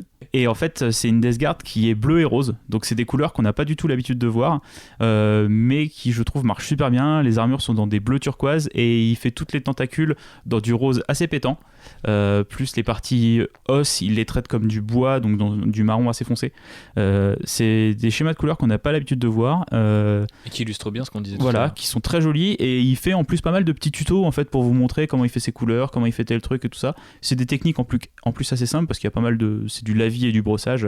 Il n'est pas là à faire 70 couches de glaze et 80 000 lining, mais ça montre que une armée comme la Death Guard, on peut en faire ce qu'on veut avec les couleurs qu'on veut, et ça rendra bien, quoi. Ouais, top. Et il fait d'ailleurs aussi un autre truc autour de la DevGuard, puisqu'il a une petite force de The Purge, je crois. Tu sais, le schéma noir et vert qui était du coup, je crois, à l'origine des renégats du chaos, et qui maintenant ont été retcon comme une faction, on va dire, qui a fait sécession avec la DevGuard pour créer son propre truc, mais qui originellement vient de la DevGuard. Et c'est un schéma de couleur qui fonctionne assez bien et que Raphaël avait pu tester sur certaines figs, et c'est plutôt très cool. Et là aussi, c'est une manière de réinterpréter la DevGuard qui est tout à fait unique. Donc allez checker Praeter parce qu'il fait des purs trucs. Vous pouvez aussi aller checker Marocco qui s'appelle Korn. Alors ça s'écrit de manière un peu bizarre et un peu républicaine, vous allez comprendre. K03RNL. C'est un mec qui traîne pas mal sur les hashtags Inquisition28 dont on parlait tout à l'heure, qui a des figs très porté sur le weathering, sur des couleurs très réalistes, des effets aussi d'usure qui sont hyper saisissants. Et j'en ai parlé parce que je pense que de toute façon ce qu'il fait risque de vous inspirer si vous avez envie de faire de la DevGuard. Moi, ma DevGuard en particulier, j'utilise au moins 3 ou 4 techniques de weathering pour la rendre lisible. Comme quoi on n'est pas toujours obligé de faire du lining. D'ailleurs je crois que j'en fais très peu en fait sur cette armée. Récemment il a fait un truc qui m'a complètement niqué le cerveau. Il a essayé de faire son dernier projet là, c'est des Iron Warriors, donc des Space Marines du chaos aussi, qui combattraient un siège sous la pluie. Et c'est un truc qui est de notoriété publique dans les groupes de peinture, c'est qu'on ne peut pas représenter la pluie sur une peinture. C'est dur à faire. Et donc en fait il essaie de représenter des figurines qui se battent sous la pluie, et il y arrive plutôt bien. Alors il fait des expérimentations, je sais pas trop où il en est, qui sont très impressionnantes sur ses figues et notamment sur ses socles. Après c'est un gars qui part un peu dans tous les sens, qui va faire parfois des conversions de ouf, taper du buste et tout, donc faut un petit peu suivre, mais forcément il a un niveau de niqué, donc vous risquez de tomber sur des choses un minimum inspirantes. Donc là par exemple JB est sur l'Insta, et donc là pour moi la figue elle est sous la pluie, tu vois, et c'est un truc de ouf quand même. Il y a un effet brillant mais qui est amené avec je sais pas si c'est du coup il met juste du médium, ou on sent qu'il y a comme une espèce de couche transparente sur les figurines. C'est assez impressionnant ce qu'il fait. Et puis tu vois par exemple il fait un plasma là, mais qui a l'air genre mouillé et éteint, comme si la lumière du plasma était affaiblie par de la pluie. C'est ouf, c'est super fort, bravo. Et du coup vous pouvez aller checker ça. Alors faut remonter assez loin parce qu'ils postent beaucoup, mais c'est vraiment une putain d'inspiration pour moi. C'est des mecs qui ont clairement un niveau que moi j'aurais jamais, mais dis pas ça, arrête de te dévaluer. Mais il y a une inspiration constante de la part de ces types là, parce que la technique pure, le côté Richard Gray de la chose m'inspire pas spécialement. C'est plus quand les mecs se disent tiens je vais faire un truc impossible, et ils postent des whips, ils galèrent et tout. C'est là où je trouve c'est très, très intéressant. Et en plus c'est un maître aussi de la conversion, donc allez checker ça. Et toute la clicasse, parce qu'il me semble qu'il y a tout un crew autour de lui qui est assez incroyable. Voilà, encore 2 hobbies de qualité à suivre sur le réseau Instagram. Voilà.